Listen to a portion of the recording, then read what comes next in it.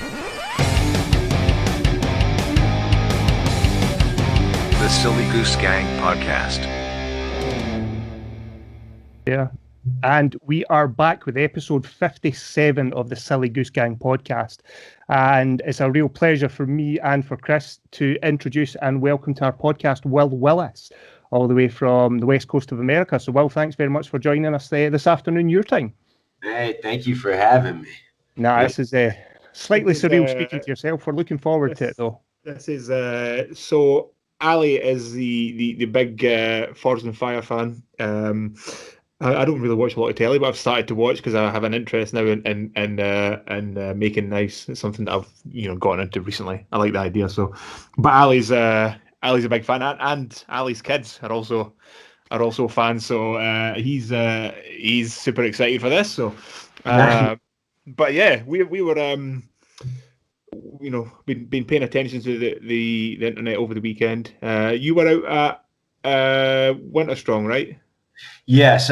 So Bert Soren and his father, the founder of Soren X Exercise Equipment, they put together an outdoor sort of, I don't know, gathering, if you will, of enthusiasts, ex-military, hunters, just kind of bladesmiths and like-minded individuals, people who appreciate the outdoors, getting out. And again, hunting, firearms, it's all part of that weekend. And it might be something, I don't know if we do stuff like this in other countries where you get together and you shoot bows and guns and make knives together, but that's what it was. And it's the sharing of information. There was also, classes on how to start fires. And I had one of the best rifle scope classes that I've ever had. And I spent 15 years in military special operations, and I don't think I had as comprehensive in a class on a rifle scope and just the general components and how they interact with each other and the shooter. I mean, it was really just good information that caters to a guy like me.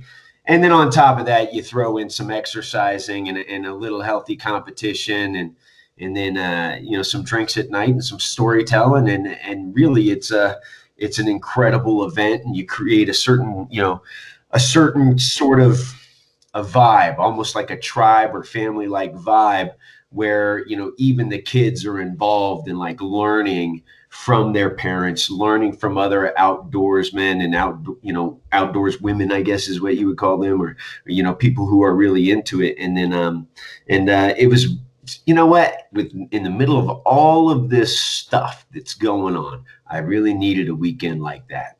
And it was, I had a great time. I got to hang out with Jason Knight. I got to meet some really cool individuals and just, from really diverse backgrounds. It wasn't all military, you know what I mean? Yeah. I met two guys that were just construction workers out of Colorado. And I tell you, I mean, they were great dudes to talk to. And it turns out that we did have some common ground that I never would have guessed that we had. But it was a good time. Yeah. Yeah. I mean, when me and Ali talked about it, we said, it looks like the kind of place where you would like to share a beer with everybody that was there. It just looks so cool. And that's what it essentially is. I mean, and there's no way to do it. There's no way to share a beer with everybody. And I stopped drinking too heavy along. I have like a 2-beer limit nowadays, just for my own protection. You know what I mean? Yeah.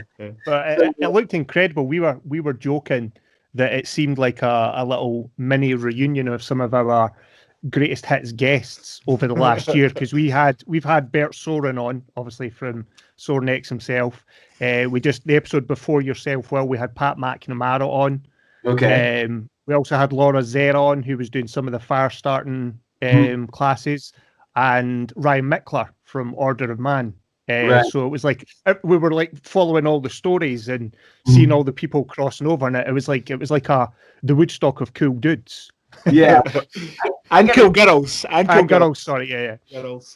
It was my first time going. I actually got invited by way of Neil Kamamura, who's a bladesmith out of Hawaii. And, me and him, when we met, there was just something, we just became brothers, like right away. Just something about his background, my background, and the mutual respect for one another, even though we came from, completely different places.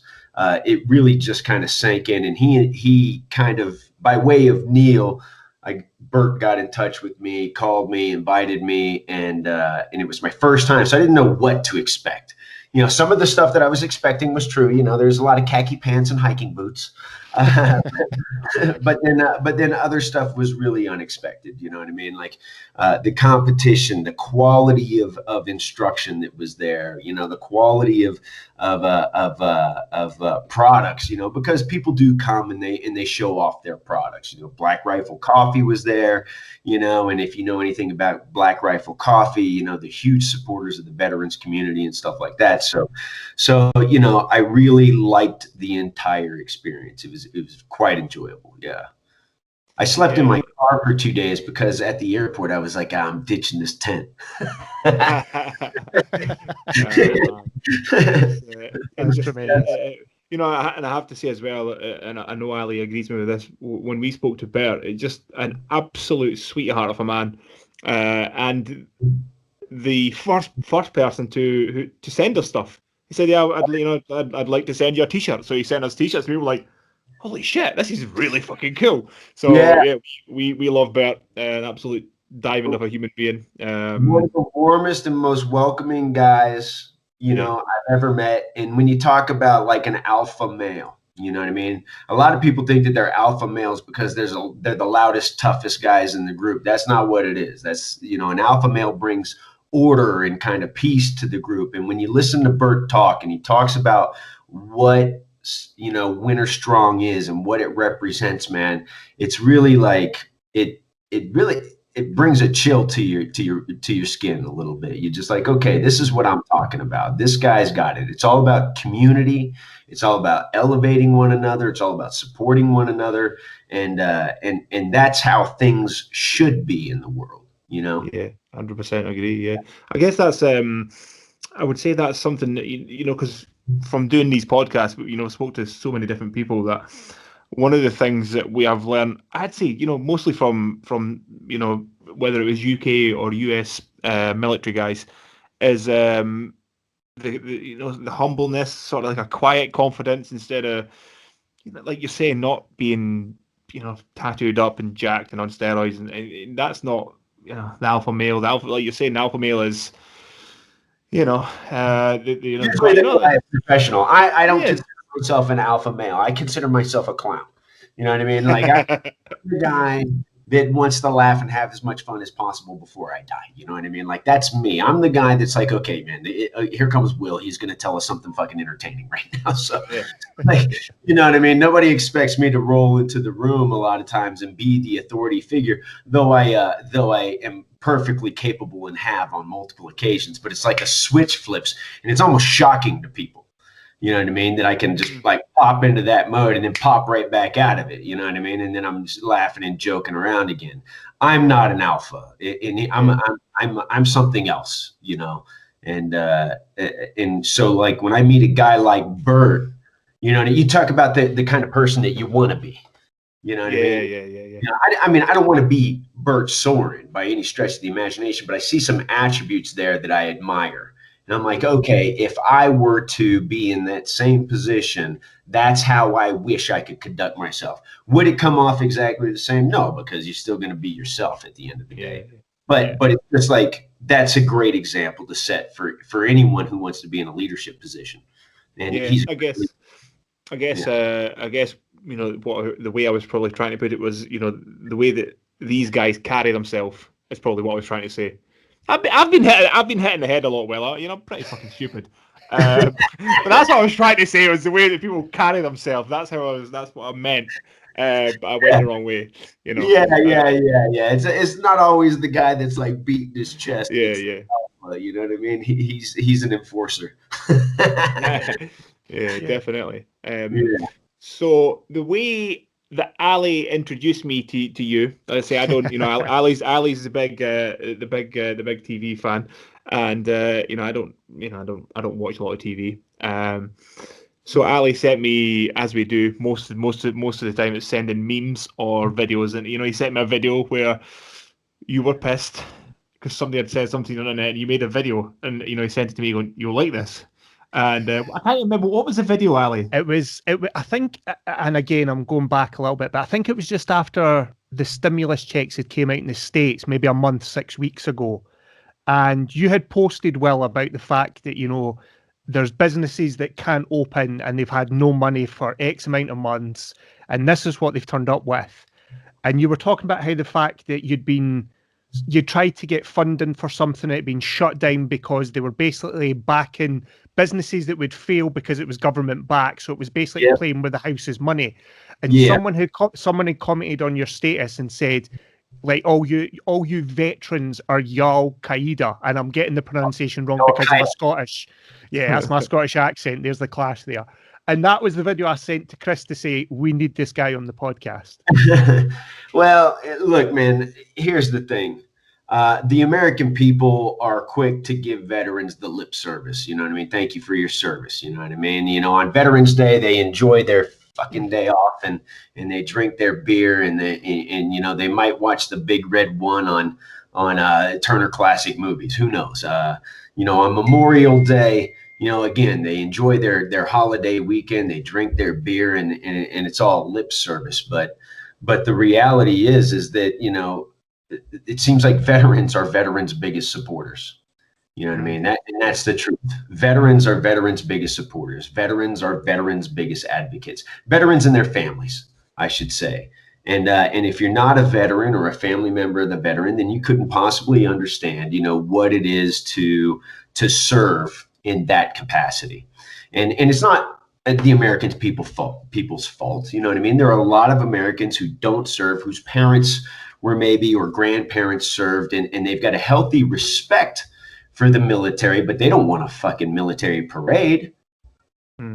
Oh my God, that sounds crazy. Like a military parade, like that's nuts. In Savannah, Georgia, every year on 4th of July, 1st Ranger Battalion used to march in the parade. I don't know if they still do that anymore. You know what I'm saying? Like it seems like there's been this shift away from like what people think the military is for.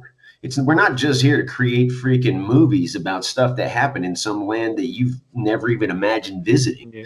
You know what I mean? The American military is deployed in support of U.S. foreign policy that's created by the freaking lawmakers that you vote into office. So for each and every military death that there has been during the course of conflict, each and every single American has blood on their hands. Because you could have, who can vote anyway, because you could have voted in either direction. You either voted for it, you vote against it. And I'm talking about the people who create the policies. And if you're not paying enough attention to the policy that keeps American soldiers deployed, then maybe you need to.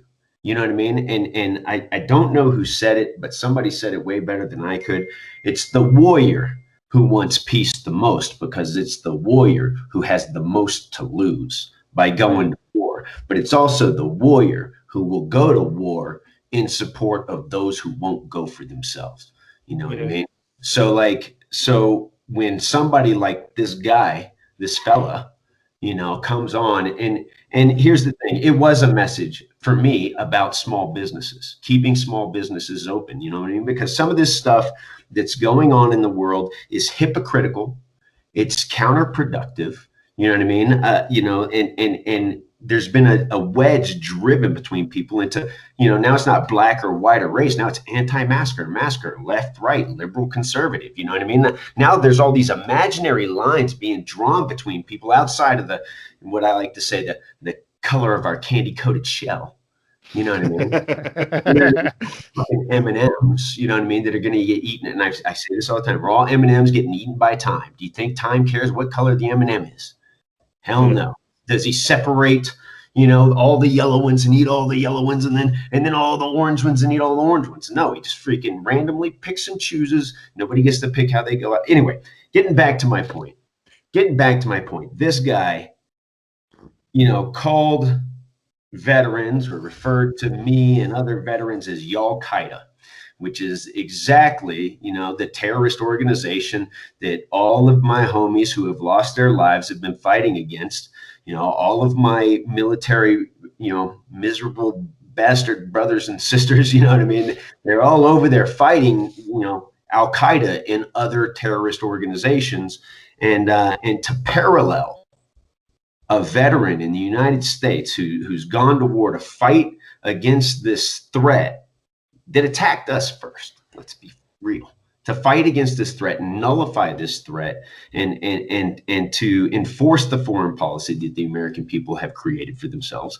To call us the Al Qaeda was disrespect on the at the highest level, I think. You know what I mean? And here's the thing. I said something the other day where I have respect for the warrior spirit. It runs through everybody.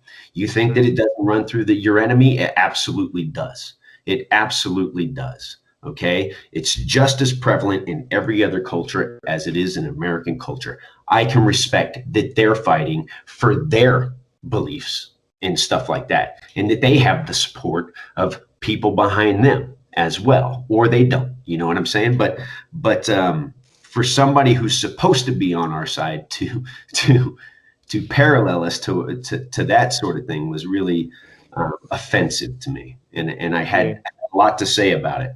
I had a lot to say about it, and a lot of people noticed. Yeah.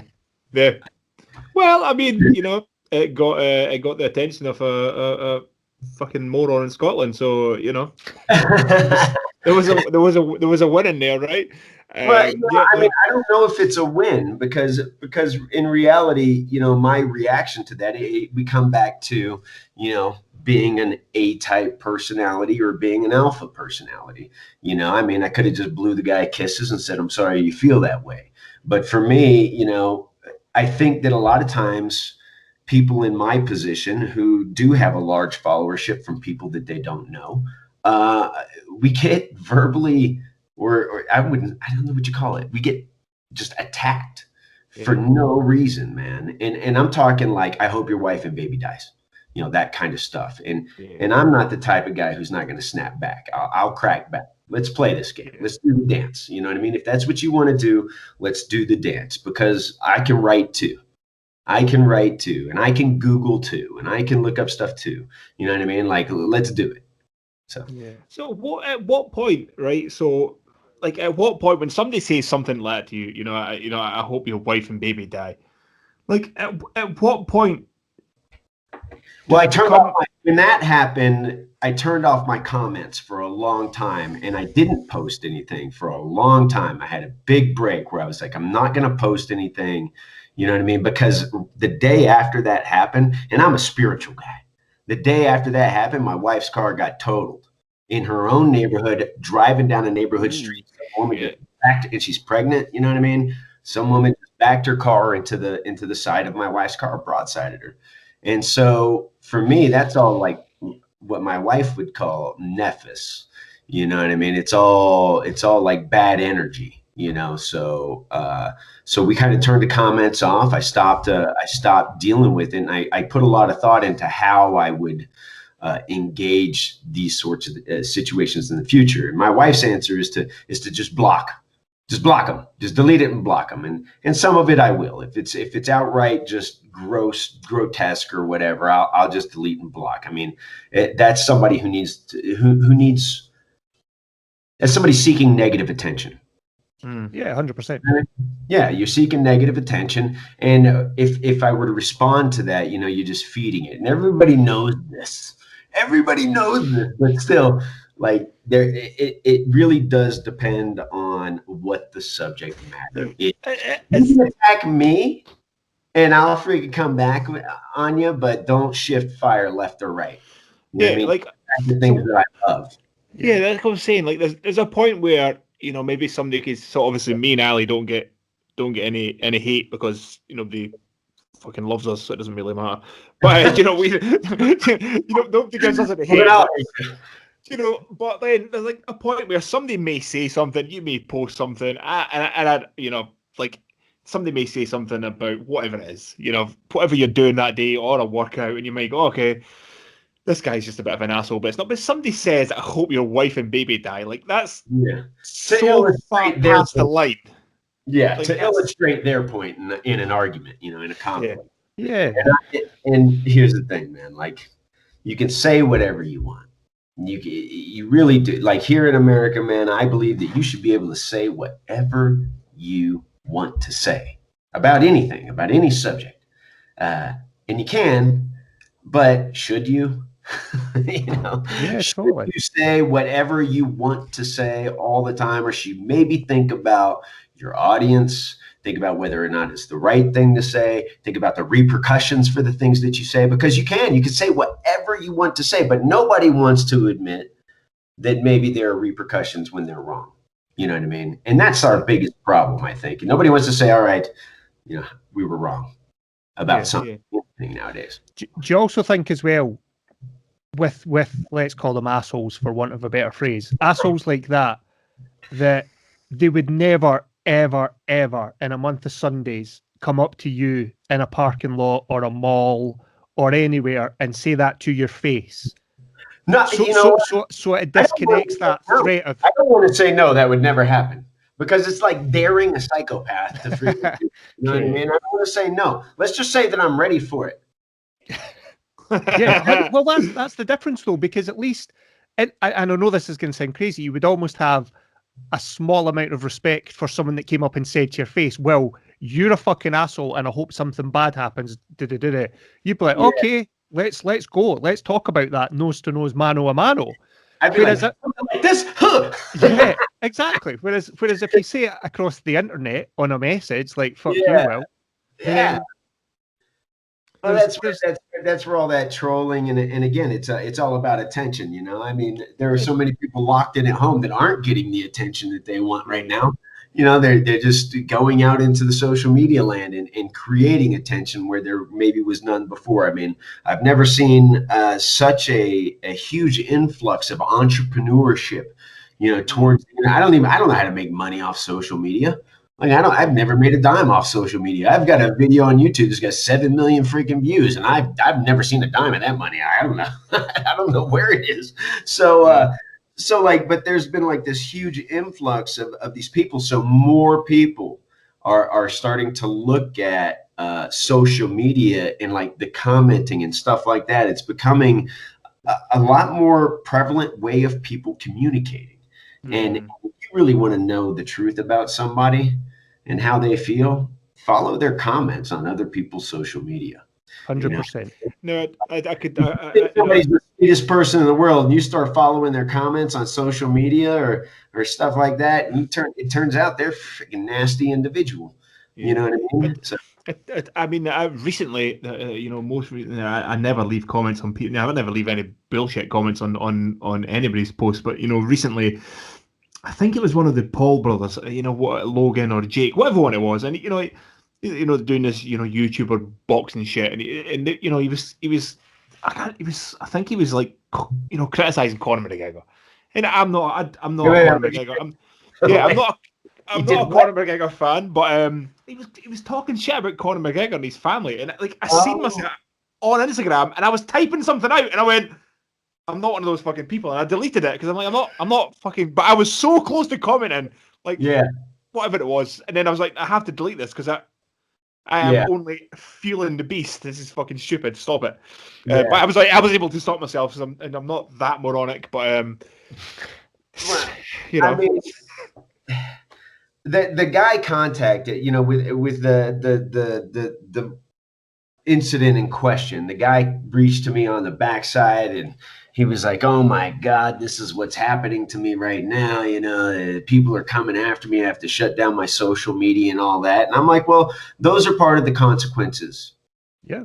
For what you say and do. You know what I mean? Like, here I am, and I'm look, I let people into my house every day.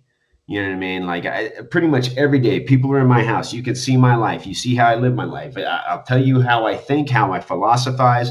I will tell you everything that there is to know about me, but I'm a pretty fucking open guy.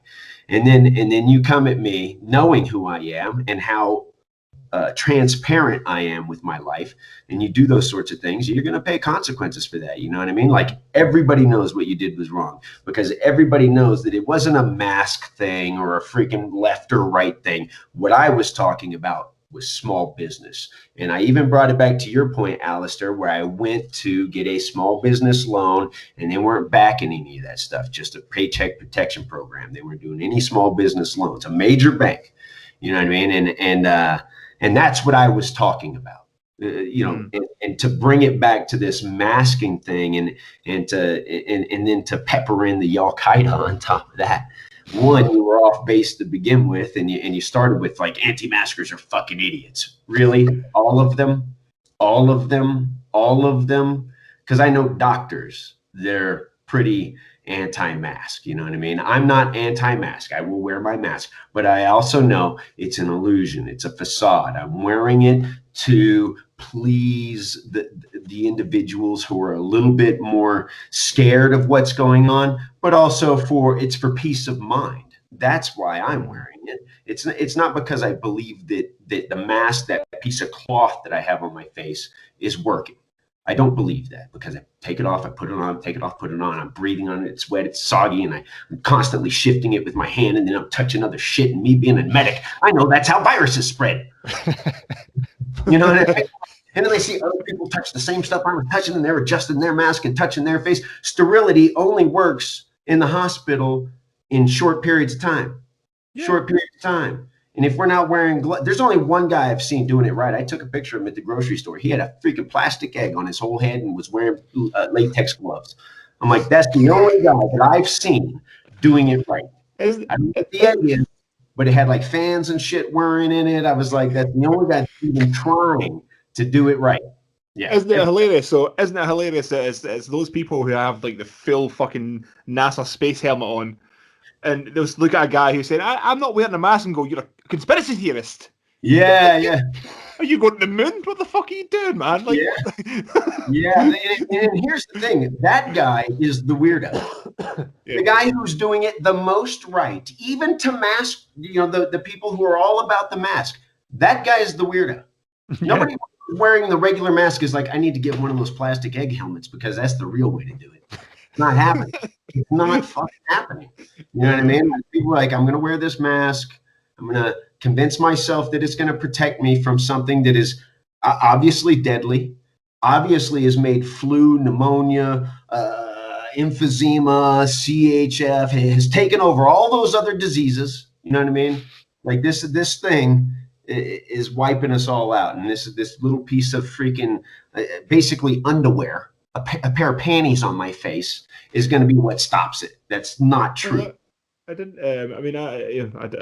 I'm fed up talking about COVID. But one of the things that I was questioning, very early on, when this thing's so contagious, and okay, where are we putting the masks? Like, because in our pockets.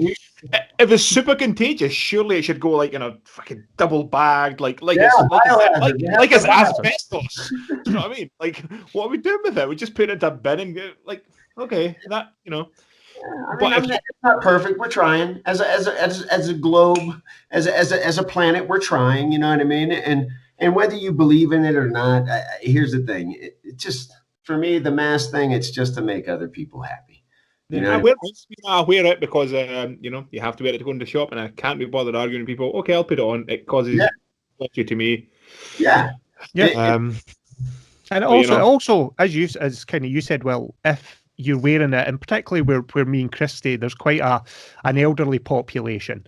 So if it makes the elderly feel more comfortable, because as Chris says, we're walking about the shop near them, and it makes them feel more comfortable, okay, I'll wear it. I'm okay with that. Yeah, I agree with you there. You know what I mean? There is a time, and there are places that are hit harder, that are more affected, where there should be greater amount of concern and enforcement. You know what I mean?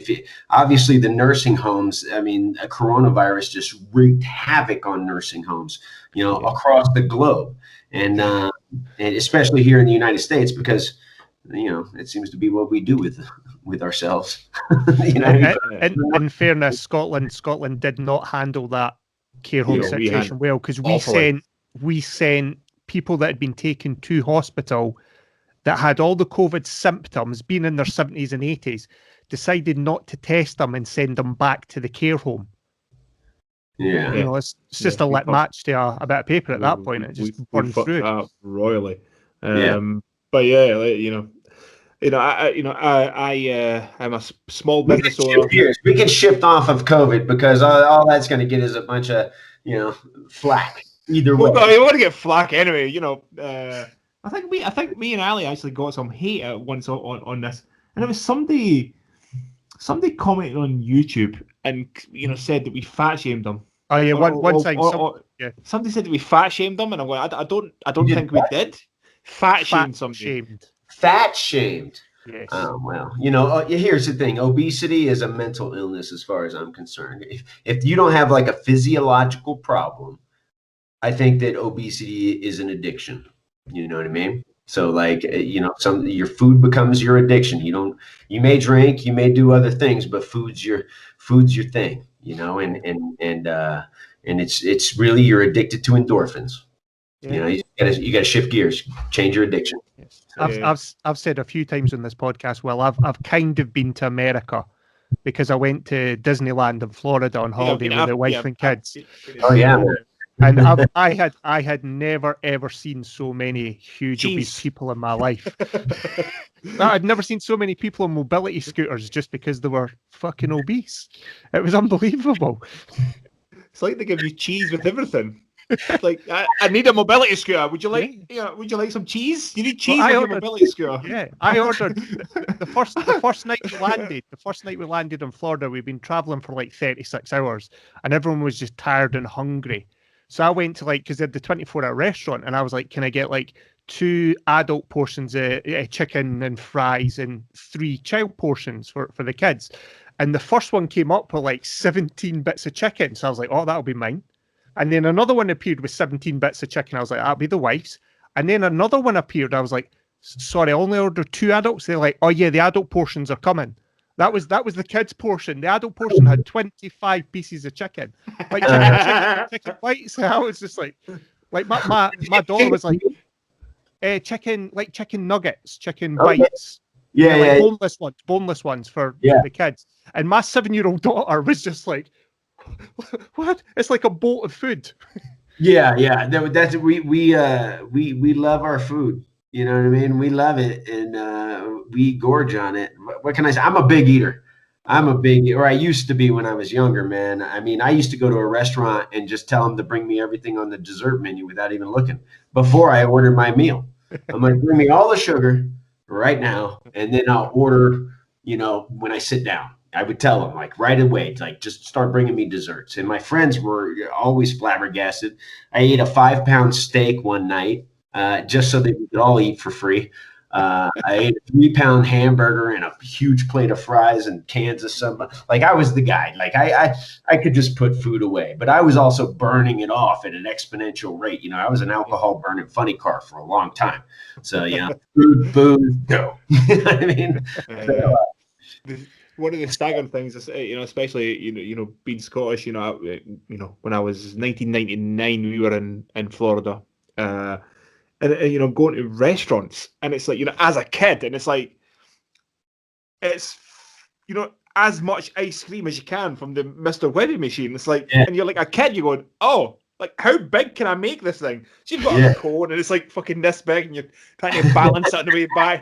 Yeah, man. It's I'm going to get another one. I think you're going to be sick. No, I don't think so. Well, I think that some of that, in a lot of ways, that's a clear demonstration of the classic American excess. You know what I mean? Oh my God, just more. When people think of America, that's what they think of is unlimited ice cream. I'm not complaining. I would still go and get that amount of ice cream, right? Yeah, but on the other hand, unlimited ice cream will make you fat dumb and turn you into a sloth, Yeah. I mean, if you do it every week, that's for sure going to be a problem. It's like getting unlimited money from the government. If they just keep paying you, why would anybody go back to work? It's unlimited. Do you know what No, you joke about that, but it's something that, to go a little bit political, we battle with it in Britain and Scotland. You know what I mean? Like we have. Let's be honest, we have a good welfare system, which is great for when I've had to rely on it in the past when my kids were younger and my wife was ill. I had to give up work for a couple of years, and it gave us the shelter and the security blanket to allow us to do that. And then once my wife got better, I went back to work. You know, I used it for the way it was designed. Mhm. But I know people Don't go back to work though, right? That's the problem. Yeah, I know This is- people. I know people that have been on welfare or benefits for, 20 years. Yeah. Never worked a day in their life from the age of 18 to their 40, and they've never worked because they get the rent paid for them, they get their utilities paid for them, they get enough money to live off when you're not paying for rent or electricity. Right. And why? And then they're like, "Oh, why would you bother working?" A little bit of fucking pride. How about so I have something to do during the day rather than beat my meat off? Exactly. Exactly.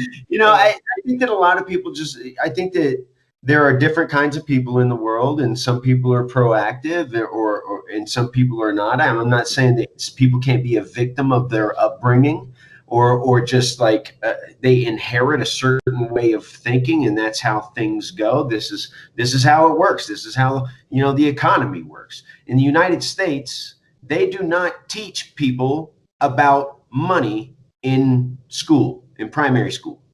So grades K through 12, you learn how to count it. You might learn how to balance your checkbook, which is just simple math, and I think I learned how to write checks, which turns out it's not the best idea.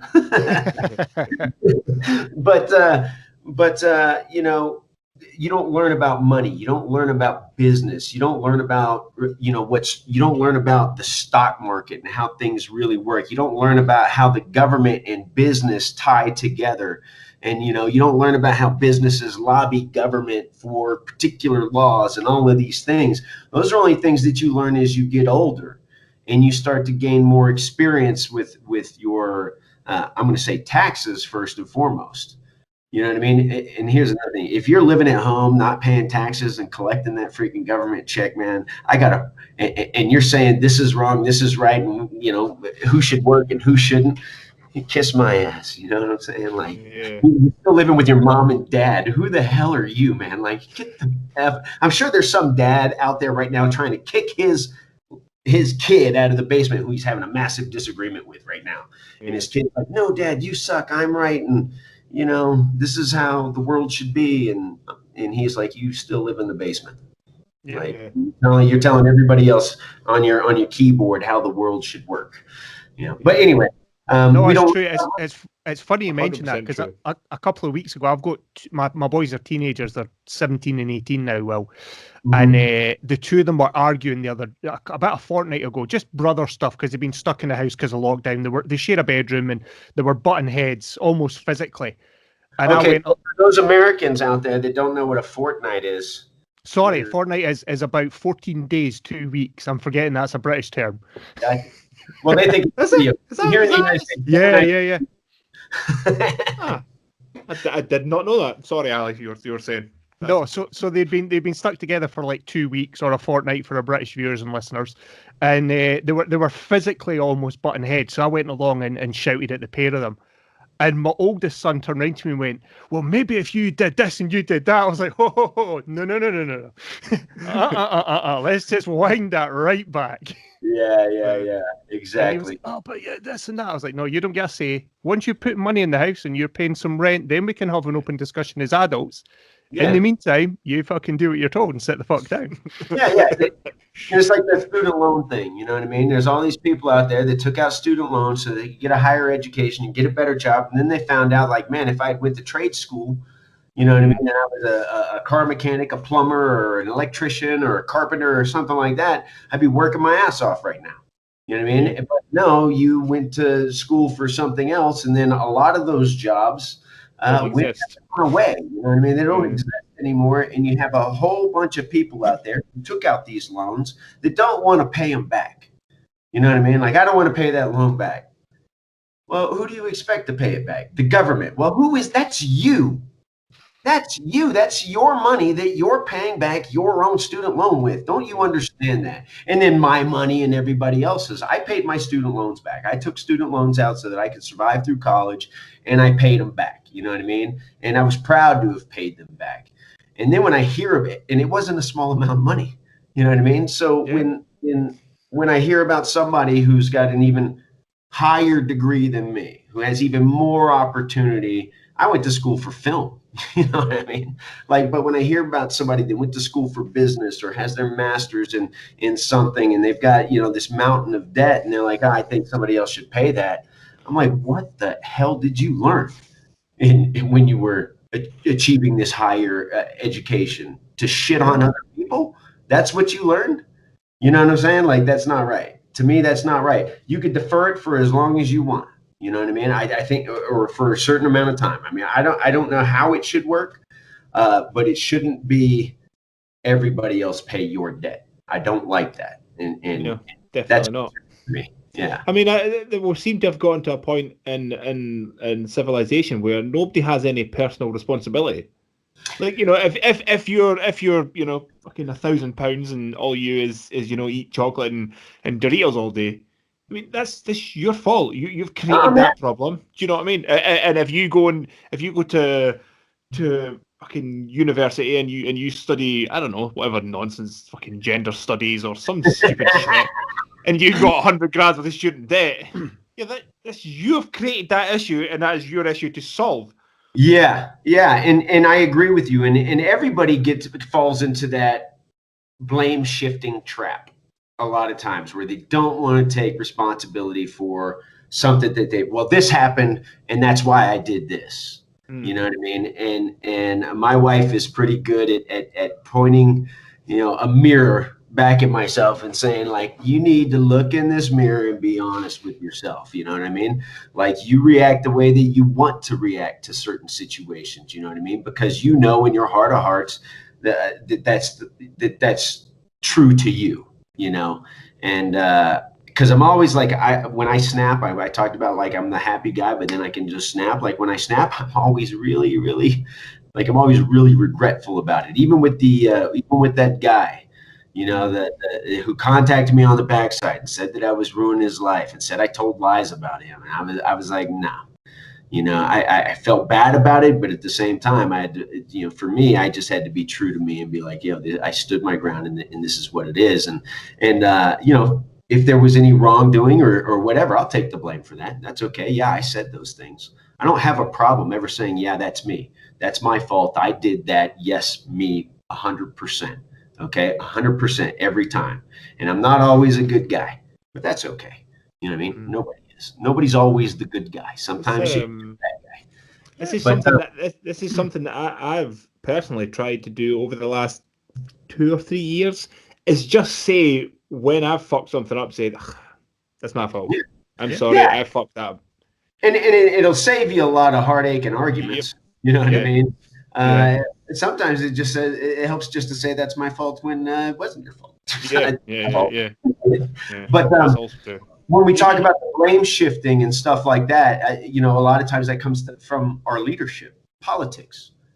Everybody's blame shifting nowadays. Everybody's blame shifting and pointing fingers at other people. Well, especially here in the States. Well, the Trump administration did this. Well, the Bidens did this, and the Republicans and the left, and the yada yada. And somewhere in the middle of it all, the American people are lost. You know what I mean? Like, and all these guys are pointing fingers at one another, and then we listen to the leaders that we want to respect, the people that we follow, and then jump on that same bandwagon, start pointing fingers.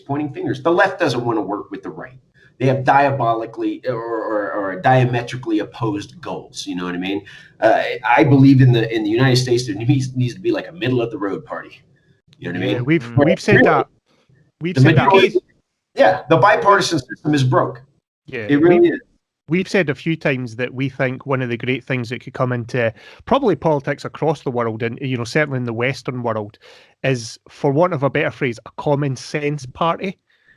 But obviously a common sense doesn't work. You know, like have like a strong military, a good taxation system, a sensible welfare system that does support when necessary. You know, and tick off other things, but it doesn't work because, as you say, too many people want their cut of the pie, whether it's the business side need the business to go that way and the politics want to go this way, and they can work in. Here's the thing: they can work in concert. Back in the 30s, okay, in the 1930s, here in the United States, we had the Great Depression, right? Huge, big deal. How did we get out of that? Well, we started like the roads and bridges projects and the Civilian Conservation Corps, where the government was handing out stimulus checks, but you had to show up at a job every day to do it. You had to build roads, you had to build bridges, you had to work on dams and construction. It was the improvement of America. We wouldn't have the highway system that we had today if it wasn't for that program. So how in the hell can we not start the same thing in conjunction with businesses? There's plenty of places where we could, work together, the government and business and the American people, to create, and globally, this is an idea globally, to create jobs and a society that relies on one another in a positive way. You know what I mean? Business relies on government to pay, to assist with their business needs, and then you got the people who are like coming into work for the. I mean, if you want your government check, you're going to build our high-speed rail system. You know what I mean? They got a train that goes 300 miles an hour in Japan. How come we don't have one of those here or in every country? You know what I mean? That you could actually set up a jobs program to build instead of just handing out free money. Most people, I think, truly want to work. You know what I mean? And they want to work on projects that matter and have legacy. Okay? Like these pipeline guys, that are really affected by the shutdown of the pipeline from Canada to the U.S. And this is just not American jobs. It's Canadian jobs as well. You shut down this whole idea, this whole pipeline, and now these people are like, okay, what's next? Where am I going to work now? I mean, every other job is just an idea. You're going to go build solar panels. Where? I mean, that was the answer that our government had. You'll be the guys that build the solar panels now. Okay, where? What factory? Tell me where. Like, don't just lay out a general statement like your blanket, like you're going to go build solar panels. It covers the issue. Where am I doing that? How much does it pay compared to what I was doing before? How does that benefit America compared to or the world compared? I'm getting into politics and shit. I'm sorry. I don't know how to it's fine. Like, I'm a question asker. I'm an optimist and a pessimist at the same time. You know what I mean? I believe that we can do better. However, I don't think that we really want to yet. We have, we have the same thing, a similar thing here, where,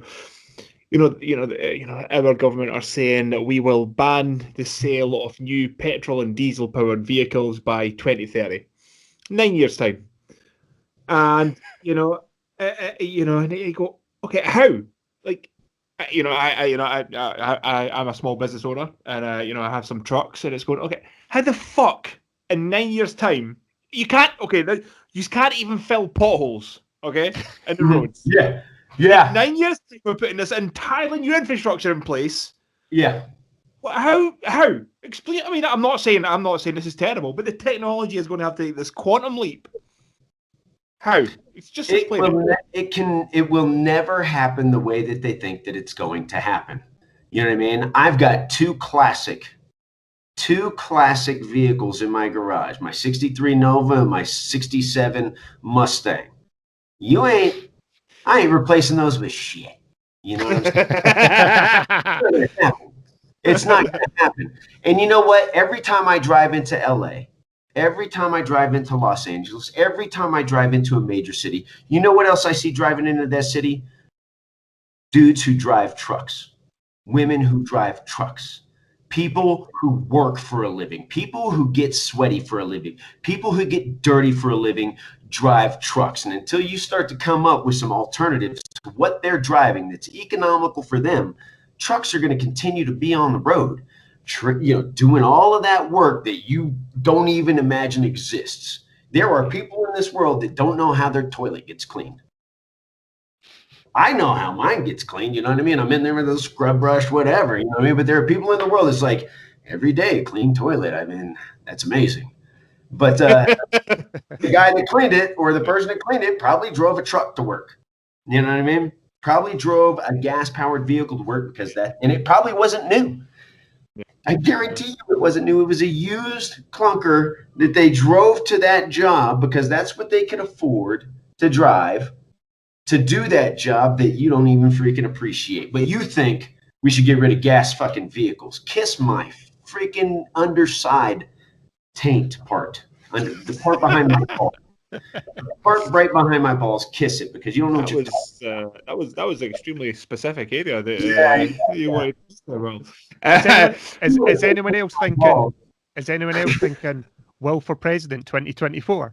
Fucking, I am moving to America, getting a green card. And I tell you what, I wish that it were possible. I wish that it were possible that I could just, be myself and become the president.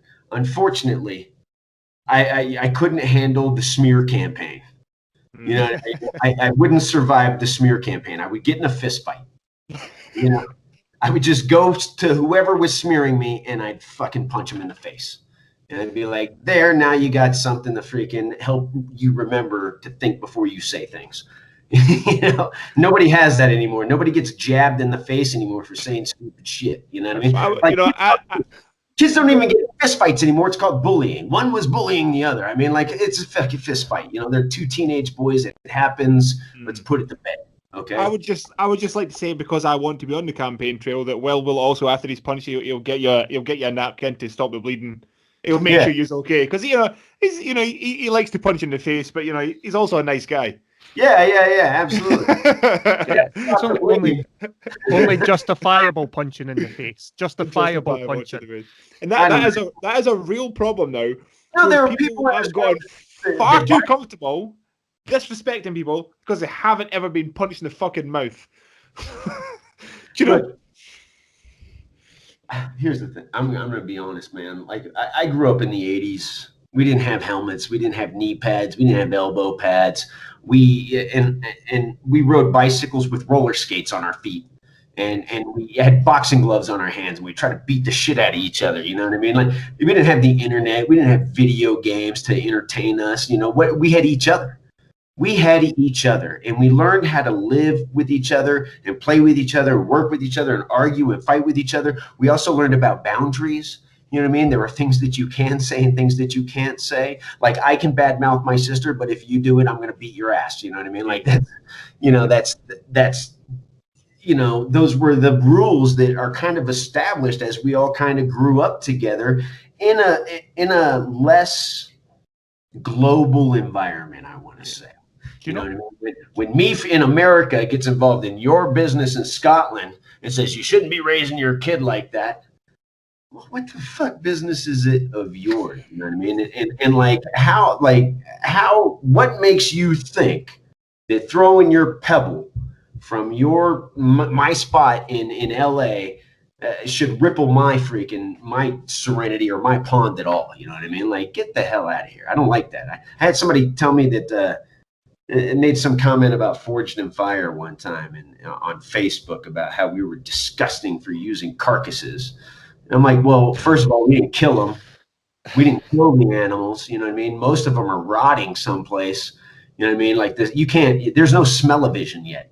You know what I mean? But if there was smell-o-vision, you would understand that those carcasses were not consumption worthy. You know what I mean? And then we used them for something else. You know what I mean? But the idea that this person was going to, from wherever the hell she was, tell me that I should be ashamed of it. I'm like, shame is something you cast on somebody else. I'm not ashamed. Take that. Eat that. Doesn't it just highlight that how easy people's lives are, that is what a person has to be upset at on that particular day? Yeah, I mean, and that's okay. I mean, that's your thing to be upset, but make sure you're directing. Do your research, direct your antagonistic comments towards somebody where they should really belong. You know what I mean? Like, and I'm not the one cutting up the carcasses. Get on fucking Doug. That's him. They're the ones that are freaking mutilated. You know what I mean? Like, I don't care what anybody thinks of me. Yeah, I'm a trained soldier. You know what I mean? I did the better part of 15 years in the military, but the only thing that I shot a bullet at was a sword. You know what I mean? I didn't touch a carcass. So, like, Innocent. why are you coming to me? Wrong guy. Yeah. So speaking of the military, what was how did that happen for you? Was that something you always wanted to do, well, or did you fall into it? Or my dad was in the military, and I wanted to Okay. be, I wanted to be a pilot, but I was too dumb, so I went into the infantry. I went into the infantry, and I became an Army Ranger, through the selection process, because if I was going to do it, I wanted to be the best that I could be. And you couldn't join straight into SF back then. You couldn't go straight Green Beret. You had to be a Ranger or something else first. So I was like, I'll do the Ranger, and then I'll do the SF, and then maybe, later on I'll do whatever. And then after 4 years, I just cross-trained over to the Air Force. I had about a 3-month break in service, and then I went to the Air Force and became a pararescueman because I was interested in the diversity of the job, the idea that even in a national disaster, they could be activated. For like Katrina, the PJs did hundreds and hundreds of pickups from the 60s, and there's great work for those guys, a lot of legitimate rescue work.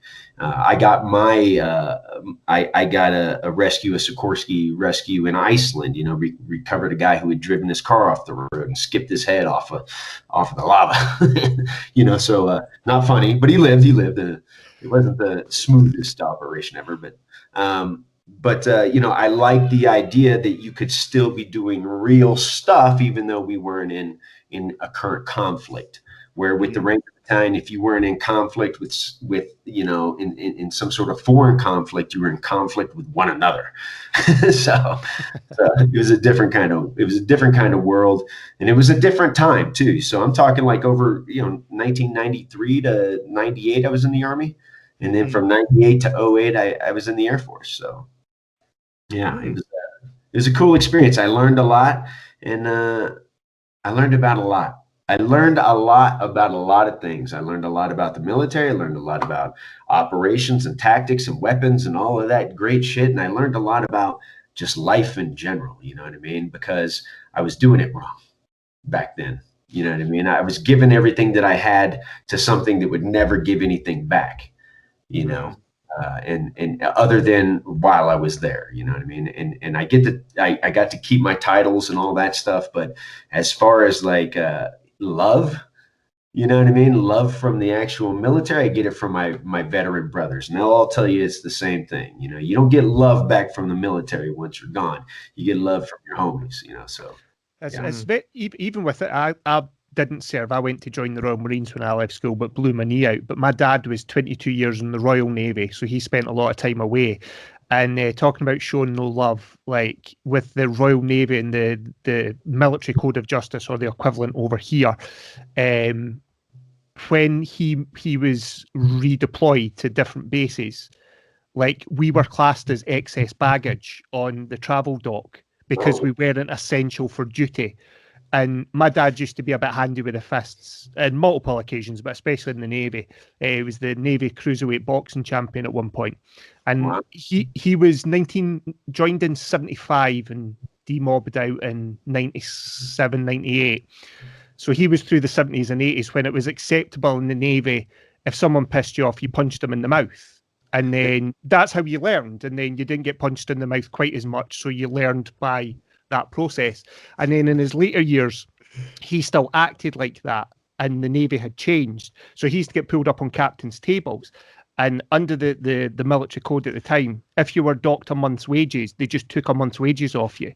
So there was no wages coming back to my mum to feed me and my sister. And one time, one of the guys on the boat, whose name I won't mention just in case, but he got caught thieving. He was stealing shipmates' money from their lockers. And my dad found out and put the boy in hospital, put him on life support. And he got docked. He got docked 5 months' wages. So for 5 months, we had zero money because my dad was out on the boat. So he had room. He had his berth. He was getting fed 3 squares a day. Yeah. So he was still fit for duty. Yeah. In the Yeah. meantime, my mum back home with 2 teenage kids had 0 income for 5 months because Military is big on monetary punishment. They'll take away Yeah. rank, they'll take away pay, they can restrict you to quarters, they can put you in military confinement, they can put you in a military retraining program where they basically where you're confined and then they recondition you to join back into the military. I had a friend who had to do that program, is wearing a jumpsuit, being reconditioned, to go back into the military. Then he came back to I guess he came back to the unit. I didn't know him at the time, but he told me all about it. You know what I mean? And, so the military has interesting ways of enforcing their policies. And I don't know if it's as common anymore to put somebody into the corrective kind of behavior system where they reintegrate them. I think they just kick them out nowadays. Like, rather than deal with it, you're just gone. And but when you talk about that transition, like your dad had, where you get older and you're or you get out of the military and you still have that same attitude. Yep. Civilians, and I talked about this. I talk about it all the time. Violence of action is not a civilian term. No. Yeah, not at all. Not even in police forces. Violence of it may be on SWAT teams, but I doubt it. I doubt that violence of action is something that's preached. But as an infantryman, as an Army Ranger man, yeah, it was definitely taught, and it's something that even when I went to the Air Force stayed with me, especially after 9/11, when I was teaching weapons and tactics, to guys that were deploying, and I felt responsible for okay, this guy's going overseas. He's got to be the best shot that I can make him. He's got to understand tactics. He's got to understand maneuver. He's got to understand immediate action drills. You know what I mean? He's got to understand the science of violence. You know what I mean? Like, I like that term. Yeah, he's got to like that term. Yeah, martial art. The word martial goes back to Roman antiquity. You know what I mean? Mars was the god of war. A martial art is for war. You know what I mean? War of some kind, conflict of some kind. And being a soldier, you need to become a master of military martial arts. You know what I mean? I'm not saying you need to know jujitsu. You don't need to know Wing Chun, but you need to know. You definitely need to know jiu-jitsu. Well, you definitely need to know jiu-jitsu.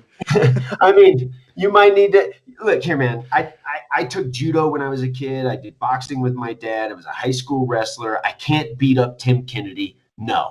Okay, that's it for anybody out there. No, I'm not going to go toe to toe with Conor McGregor. It's not going to happen. Those guys are experts at what they do. But when it comes to being a combatant, when it comes to violence of action, when it comes to tussling, I can tussle with the best. I'll freaking roll. You know what I'm saying? Like, I didn't get this cauliflower ear playing patty cake. I'm not scared of it. I just I just know how to be like, I'm going to need a gun for that one. And me and Ali trained jiu-jitsu together. Have done for quite a while. So I think it's a fantastic martial art. It's really cool martial art. And I grew up, I spent my early 20s or most of my 20s boxing as well. That's why I've been hitting the head a lot, and that's why I'm stupid. It's here's the thing: you also develop a certain respect for the levels of performance as fighters. You know what I mean? You learn to size a guy up. You know what I mean? When you're involved in martial arts, especially the hand-to-hand combat martial arts, you know what I mean, and especially when they have weight classes, you start learning to be able to size a guy up. Look at his physique, look at his body, look at his knuckles, look at his ears, and you're like, okay, this guy you could size him up. You're like, this guy may or may not be able to handle himself or whatever. I mean, and you learn how to temper your reaction to things, based on your capabilities, your assessment of your opponent, and the overall situation. And those are things that martial arts bring to the violence of action game. You know what I mean? Like, it's just because I use terms like violence of action doesn't mean I'm a violent person all the time. I just understand when it's necessary to apply it to what I'm doing. You know what I mean? And to do it with gusto. Yeah. I think I'm probably similar to you, Will, in the fact that I'm very often silly, making jokes, making fun of myself, and having fun in the gym, and wearing silly rash guards. I made a tie-dye gi, and I think a lot of the times people forget that underneath all that nonsense, there is that switch as well. When is a competition? I competed last year, 2019 in Amsterdam in jiu-jitsu, and then when that the competition part comes around and it's time to fight, there's like the switch goes off in your head. It's like I'm not very nice. Yeah. I go from being silly to being like, I'm going to try and murder somebody just now. Like, Yeah. that switch. Of that little conflict, Yeah. that's where your mind is. But the second that it's over, that shared strife is over. Let's get a beer, man. Let's talk about the fight. How that's what I'm like. Carry on. I got into a fight with another pararescueman who was a former student. You know what I mean? And we were out drinking, and booze can lead to certain things. And we were out drinking, and we were in Albuquerque, New Mexico. And I thought that we were all going back to a party someplace. You know what I mean? I was really thrilled that all of these guys were going to go back to a party back at my place with 2 other guys that I lived with at the time. And then this kid came up out of nowhere, and he didn't want to party. You know what I mean? He wanted to say some things to me, and then I popped off some things back. And then next thing you know, it seemed like he took a little swing at me. And I was like, look, man, if you want to, and you're like, look, there were times back in the day that I would rather go home with a fight than a fuck. And I was like, all right, yeah, let's do this. I was like, we're gonna go work this out right now. You're gonna get whatever little stress or whatever little anger you have against me, who's your homie, really. You just hated that I was your instructor, and then I freaking said mean shit to you. You know what I mean? Like, to motivate you. I'm like, now you want to have a fist fight with me? Let's do it. And I didn't win the fight. He didn't win the fight. I came out with a ripped nostril. He came out with a freaking bite mark on his titty that probably didn't go away forever. I had blood all down the front of me because he cracked me in the nose pretty good. But I remember telling him when he did it, that was a good overhand right. That was a good. He caught me with that one. But when I was telling him that, I'm on top of him, Fight Club style, bleeding all over both of us. You know what I mean? So for me, I came up with 2 older brothers. We tussle, we fight. That's what guys did. And to this day, my wife is always surprised when me and my brothers get together and we're rolling around in the grass, like savages. And she's like, "What did I marry into?" I'm like, "Well, this is the Greco-Roman hillbilly-ness of a Willis. You know what I mean? This is what we do." So I've always enjoyed it, but there's a respect that comes with trading fisticuffs with somebody over a disagreement that when 2 guys or 2 people feel like it has to go to fisticuffs, you got as long as you can keep it one-on-one, I'm about it. Do it, sort it out, because at the end of it, you'll respect one another in one way or another. If you knock the guy out, you can respect that he at least stepped up and put his freaking knuckles in the air. You know what I mean? And if you're the guy that gets knocked out, at least you'll fucking respect that guy for putting you in your place if necessary. And I've been right and gotten my ass kicked before, no doubt about it. Like I've been right and gotten my ass kicked before. You don't feel good about it, but at the end of it, you're just like, okay, like we got in a fight and it's over. Let's move on. I am not a person who's saying that, you should go around fighting in bars and stuff like that. But when it happens, it happens. It happens. It happens. You know what? One of the best things, this probably sounds crazy to anybody who's, I don't know, normal, quiet, whatever you want to call themselves. But one of the best things about being young and carefree was being in a bar, having some drinks, and getting into a fight. Nobody gets hurt. Oh, yeah. And you go home and you've got some good stories, man. That was so much fun. Man, I enjoyed it sometimes, man. I would be laughing, just having a good time. There was this one night with a crackhead in Florida. I just had the best time. I picked that guy up and I snatched him down like a sack of potatoes to the ground. And it wasn't even my fight. He was picking on somebody that he didn't need to be picking on. and it's a good thing that I couldn't find a break in the mangroves to take them to the beach, because my plan was to drown them and then bring them. And but you know, I mean, I think that in a lot of ways, you know, it's okay. It's okay. I think that I think the Marine Corps does a good job with integrating martial arts into their programs. I think the Air Force needs to maybe get into it a little bit more, you know, because there are tensions in those groups where you just want to like let them get physical, man. There's all this pent up, just like I don't even know what to call it. Just like you can feel it here all the time. This idea of like I got to rage against something. Well, rage against each other. You know what I mean? I like that kind of stuff, you know, but not everybody's about that. I like MMA. I like boxing. I like watching some kickboxing. Now, I don't follow that stuff. I mean, you got to pick and choose your hobbies. You know what I'm saying? Like my hobbies are my cars and my home, and you know, my wife and of course filmmaking. So you know, I don't follow as closely as I would like, but yeah, man, I'm a huge fan of martial arts. Love it. Like I grew up with it. So you know, when somebody's never been punched in the mouth before, you can usually tell. Like I could tell, because those words that just came out of your mouth is something you would get punched for. Yeah. Definitely. So you know, I want to talk to you briefly about your cars. Ali doesn't have a driving license. He's not a car guy, but I'm a car guy.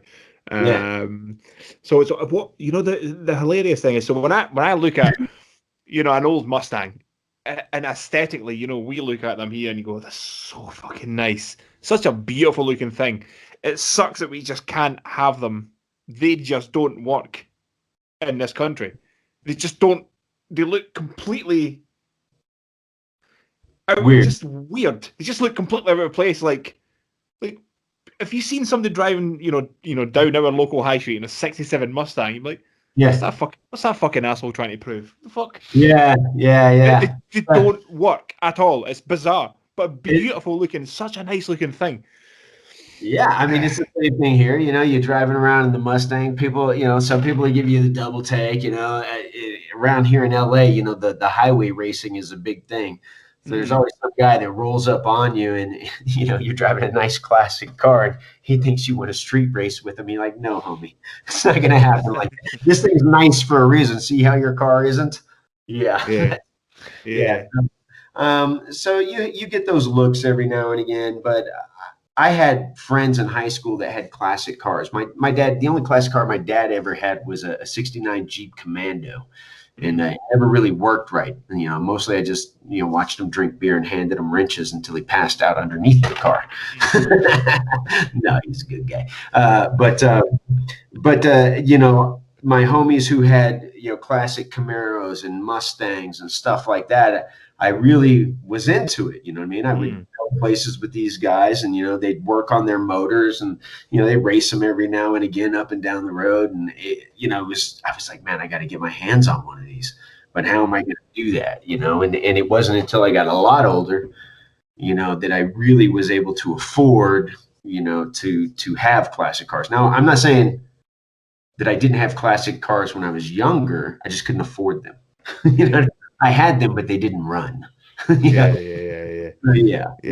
But the I mean, you know, kind of like you, I grew up around about cars. So one of the businesses that I now have was my granddad. So I grew up, you know, driving, you know, on you know, in lorry, in trucks, and that's how I grew up. You know, I grew up, you know, taking bits off cars and all that kind of stuff. So, similar in that respect, but. Yeah, our classic cars are different to yours, but man, you know, one of the things that's so tempting about moving to America is having a fucking old Mustang, or you know, something like that. Just seems so cool. Here's the thing about it is that, like, you can find one probably pretty cheap. You know what I mean? If you search the Southwest states in America where it's very dry, you know, you can find great cars. You know, you really can. You can find them in other places too, but I'm talking like junkers. Like a car you can pull out of a junkyard and maybe restore. You know what I mean? Yeah. The Southwest, Arizona, New Mexico, Southern California, places where it's dry. You know, you can Texas, you know, West Texas. You can find there's some pretty good finds. The problem is just finding what do you want to do? If you want to do a resto mod, it's easy to order parts for an old Mustang. I mean, they're prolific enough that you can just order parts. Getting all original parts is a little bit more complicated. Getting a numbers matching car, you know, that's rare. You know, my wife's car is a resto mod. You know, some guy built it and I bought it and it was already working. The only thing I had to do was change the wiring harness a couple times and I pushed it. I installed a push button ignition. You know, just to be cool, but you know, a lot more work on the Nova, but than the Mustang. So you can buy cars for less than a Prius that are resto that are amazing, but they'll never be worth what a numbers matching car is. You just have to like the car. You have to like to drive, you know, a car with that kind of motor, that kind of steering and suspension. You know, I mean, it really is more of a lifestyle choice than anything. Yeah. So I was having this conversation with a friend of mine recently, and you know, he was looking to buy, you know, I think he was looking to buy a Tesla or some nonsense battery powered thing. And, you know, and he was saying, you know, I love the idea that, you know, it has the lane control and it, you know, it tells me when to move in. It, you know, it parks itself to a degree, and I'm saying, you know what, I get all that. You know, I want to hear an engine. I want to feel mechanical grip. You know, if I dump the clutch and I'm going, you know, I want to feel the mechanical grip and it, you know, it's want to drive for traction. I want to change gear because that to me means something. But he just looked at me like, "What the fuck are you talking about?" Yeah. Well, he wants something that can get him from point A to point B conveniently and economically and safely and all of those things. You want to drive. Yeah. So one of the things he wants personal public transportation. He wants to be able to get in his car, say, "Take me to work," and then the car drives him there. So it's public transportation because he doesn't have to engage his brain to actually maneuver around any obstacles or to navigate or get where he's going. It's like public transportation that way, but it's for him. You know what I mean? He wants personal public transportation. You know, and I think eventually that's what it's going to come down to. Everybody's going to have one of these cars that integrates into traffic automatically. They all maneuver at the same, you know, they move at the same. I think eventually, you know, maybe 150, 200 years from now, that's what it's going to be like. Hopefully, people will still have the old stuff, but yeah, it's So she had a picture earlier on from an old. I don't think you have. Well, you have Subarus, but you don't have the classic shape Impreza rally car. I don't think you really ever had them in America. So that's what we grew up with, you know, because we grew up in Scotland, and Colin McRae, who was a rally driver, drove for Subaru. So you know, Subarus were that's it. That was it. And you know, and trying to speak, you know, explain to somebody now, this is one of the simplest things in the world, but you know, on a cold winter night when it's dark early, and you'd be out on some back roads having some fun, and you would just see the massive orange flash every now and again, you know, when you backed off the throttle from 7,000 RPM, and you get a massive orange flash. And those are the simplest things in the world. And you're like, that just makes me so happy. Like, there's so much love in my heart. I'm like, oh, it's a big flame.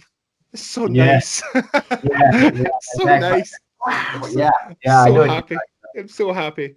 For me, like, I with my Nova, the first time that I really like let it out and laid down some scratch on the road. I mean, I threw the fan belt. You know what I mean? It threw the fan belt. I had just gotten it, and I didn't know what was wrong with it, man. But it had some torque, it had some punch, and my brother, who was a cop, was in the car with me, so he was actually scared to drive it. He was like, it's a little torquey. I don't want to drive it. You know, it's got that 383 with the Muncie 4-speed and a Hurst shifter, and you know, the 12-bolt rear end, the strap. You know, I mean, it's built for the short track.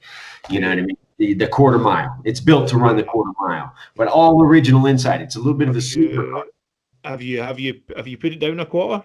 No, man, I can't get it to. I put in the EFI. I rebuilt the top end, and it's running a little mucky. I think I've got a fuel pressure problem right now. So okay. I need to, I'm going. You're gonna have to do. You're gonna have to chuck it down and see what kind of types you can run. I'll be excited to see that. I'm too much of a wuss.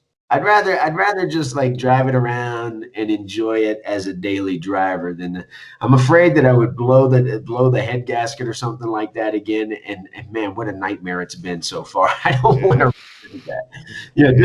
I get that. Yeah. Okay, now we've just spent 10 minutes here talking, and Ali has absolutely no idea. This is like what happens when Ali speaks to people about American football. I just sit here going, "I'm fucking." American football. You won't have that problem. I won't talk about it. But yeah, Ali's not a car guy. But so when was or how did the transition into doing television stuff? How did that happen, Will? I just had I had been messing around with some stuff in Albuquerque, New Mexico. I did I was an extra in a movie called Beer Fest, and my homies thought that was hilarious. I took some leave from work, and I was like, I'm going to work this job for 13 days or whatever. And it was really cool. And I met some people who thought it might be a good idea for me to, try to continue to pursue this thing. And so I was also doing acting classes to like kind of help me with my anger issues, and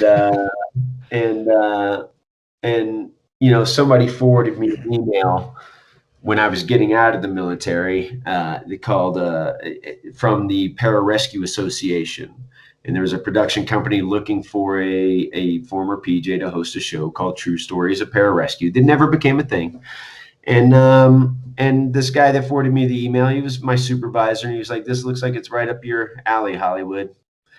And just the sarcasm, you know what I mean? I was like, all right, let's see if it's right up my alley. So I just responded to the email, you know what I mean? I just responded to basically this one ad. And then next thing I know, I was proactive about it. Everything the guy said that he wanted from me, I gave to him. He's like, "Do you have a reel?" I went and filmed one. You know what I mean? When are you going to be in LA? I made arrangements, so there were I was definitely very proactive about it. But once I got there, obviously I had to show them that I was capable of performing on camera, live what they wanted me to do. And I did it multiple times. So for that production company, I did 2 different TV shows, and that kind of got me an agent who, sent me to a lot of auditions for a lot of other different TV shows. Some that I was like, no, I'm not going to do that. And then others that I was like, yeah, that sounds cool. And then I think in 2015, finally landed on Forged in Fire, and we did that. So a lot of weird stuff here and there because I just say yes to everything. Yeah, I'll do that. You want to go get naked and take some pictures? Yeah, man, let's do that. That sounds great. Let's freaking have a good time. Like, out there. It's, we 100% appreciate that because naked pictures. We're saying yes to everything. Yeah, not naked pictures. I don't ever want to see Ali naked. I've seen him in a wrestling singlet, and that's more than enough. That's more than enough. But yeah, just making things happen and just saying fuck it. What's the worst that can happen here?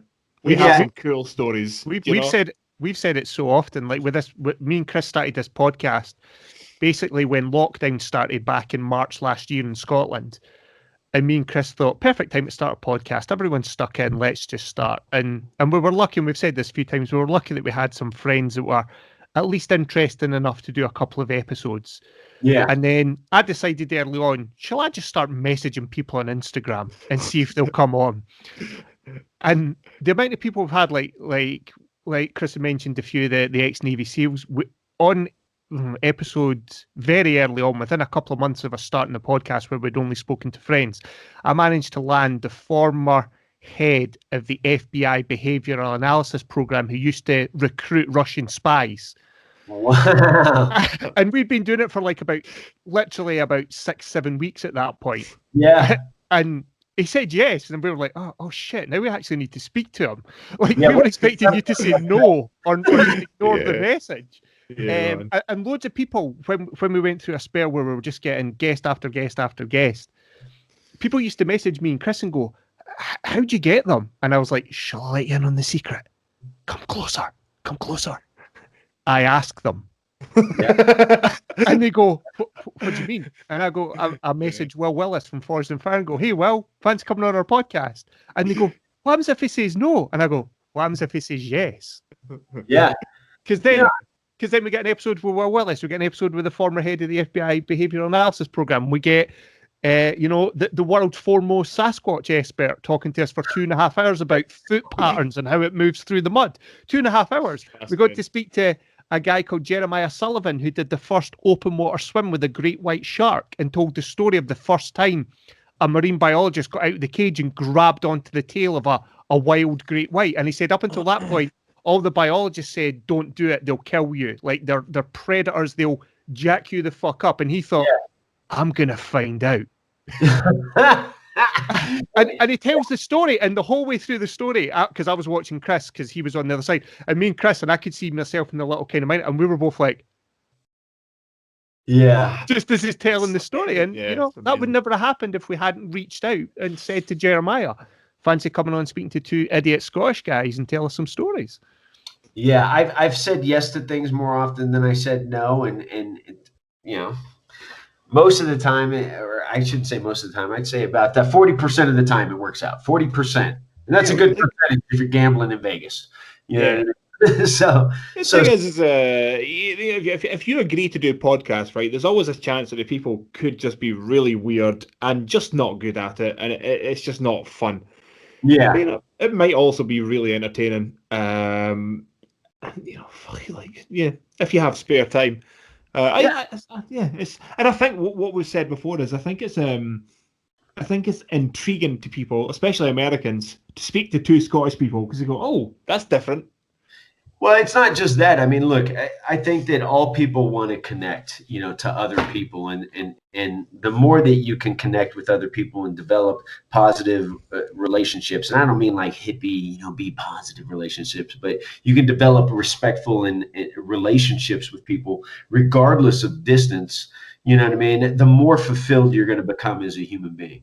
You know what I mean? The unhappiest people in the world, look around them. You know what I mean? Who's around them? Who do they surround themselves with? Is it other unhappy people? And that's something that everybody has to take into consideration in their lives, especially when you're you get married, you have kids. You know what I mean? Everybody's got that friend that you're just like, dude, I love you, but I gotta, you're not the right kind of influence right now. You need to, you gotta maintain your distance. I'm not going out and doing the things that you want to do anymore because, it's not the kind of environment. And then you've got people that you've never met before that are like these great people. There's a guy, and I don't want to drop his name. There's this dude on Facebook. I call him TD, and I've never met this dude. He started texting me probably back in 2009 via Facebook, and we still chat back and forth. He's like my pen pal, you know what I mean? And there's a few people that are like that, you know what I mean? That'll reach out to me every now and again, or in the back of my mind, I'll be like, I wonder how that person's doing. And I've never met them before. We've just interacted, and they reached out to me because of something that I did or some way that I affected them, or our paths crossed. And I still talk to those guys, and I try to be on top of that because it makes me feel like it makes me feel good. You know what I mean? To those sorts of things. And I hope that they understand that it's not just a little part of my life. When I'm sending that message, it really is like a, hey man, how are you doing? I really want. This segues beautifully into the spirituality thing.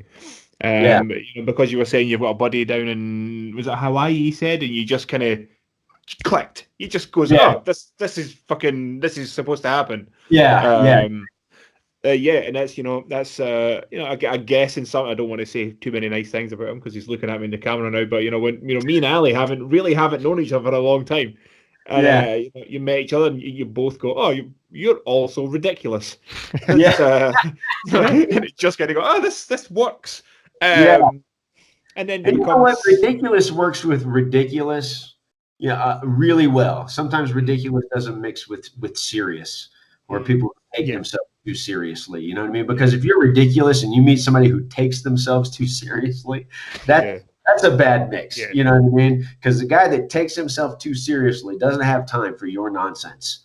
Yeah. And you just use your nonsense to irritate the shit out of that guy. Yeah.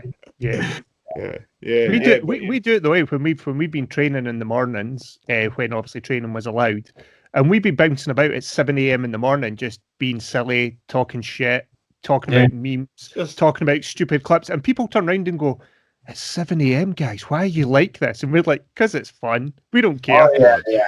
I'm an early morning guy too. Yeah, you know? 100%. Yeah. And from the second that I kind of wind up, you know what I mean? It's pretty nonstop, especially, and I've, sometimes I get a little over exuberant, I guess. I'm one of those people that's, fuck, man, I was probably a chihuahua in a past life or something like that. But I'm one of those guys that is cursed with immaturity. Like, I'm an immature guy. I've got a son that's 23. I've got a son that's 20, and then I've got Flash, who's like 11 months old, and there's, and my older sons grew up with a different guy, you know what I mean? But I have been immature my entire life. Like, I still love playing. I love I love to mess around. I love to go out and like dig snow forts in the snow and make like sledding runs and stuff like that. I love to get on a skateboard and skate in the neighborhood, or to go snowboarding. I love playing. I love enjoying all that life has to offer. You know what I mean? I really do like really revel in it. You know what I mean? Whatever it is, I revel in just those kinds of like just pure joy moments. That's where I try to live, but it can be a little exhausting. Trying to be. Yeah. Did the spiritual side, did that come out with was there like a tipping point in life where you were partying and making bad decisions to becoming a little bit more spiritual and a little bit more? Was there a point? I always questioned it. We went to church infrequently when I was a kid, and I was baptized Greek Orthodox. My mother's Greek, you know what I mean? So that made sense. I don't know what it means. To this day, I don't know what it means to be Greek Orthodox, but it's because she left. My dad was Lutheran, but we never went to Lutheran church. So I don't know what that really means to be Lutheran. And then when we did go to church with my stepmother, it was oftentimes interesting. You know what I mean? Like, if sometimes we would just end up in a church where, we were the only white people at church. And there was like a band playing, and I had never fucking seen that before. You know what I mean? Like, that's new,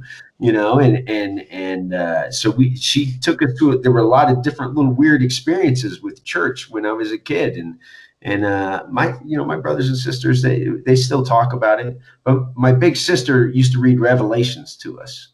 The revelations from the Bible. You know what I mean? Like, shit out of you. You know what I mean? Instead of horror stories, that's what we got. We got revelations because it's real. It's gonna happen.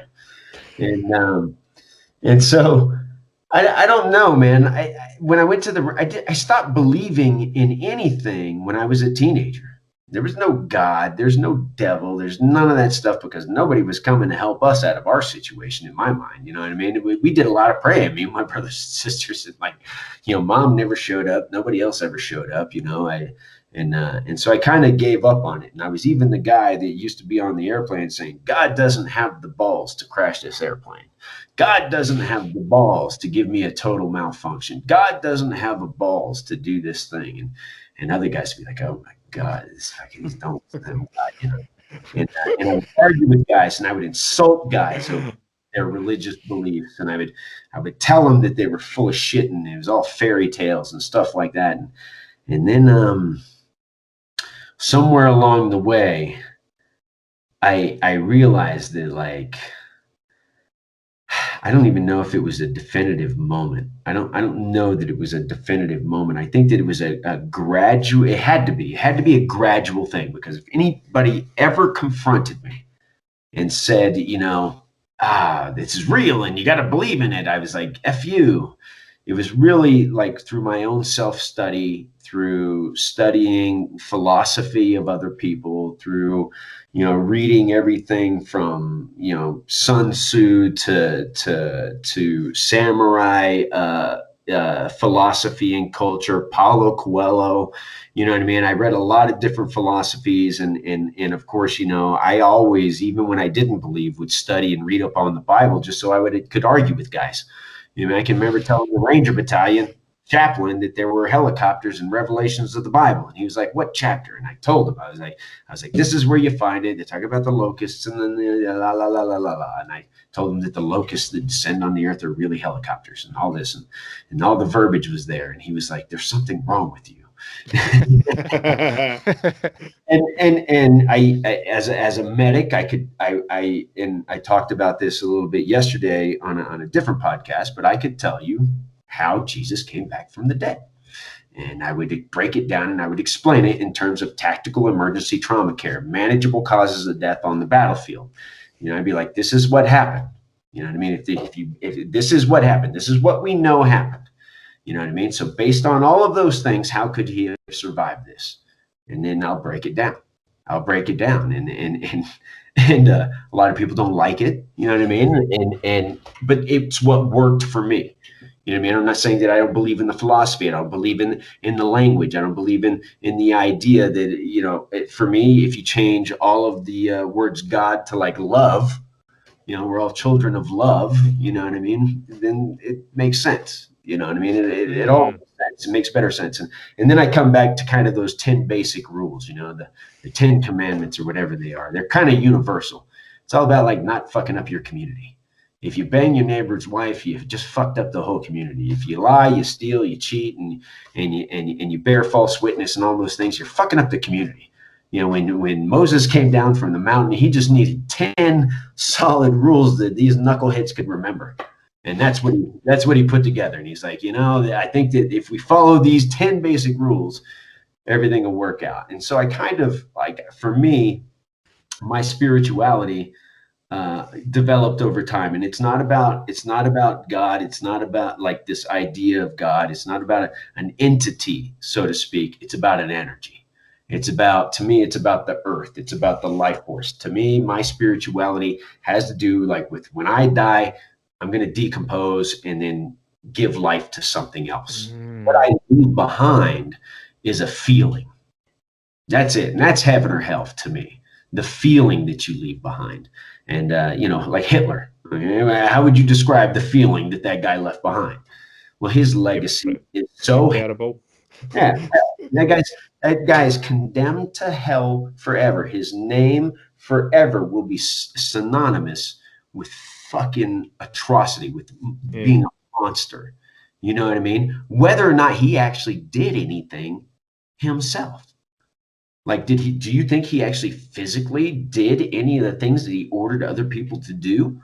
Probably not. Yeah. But like, here's the thing.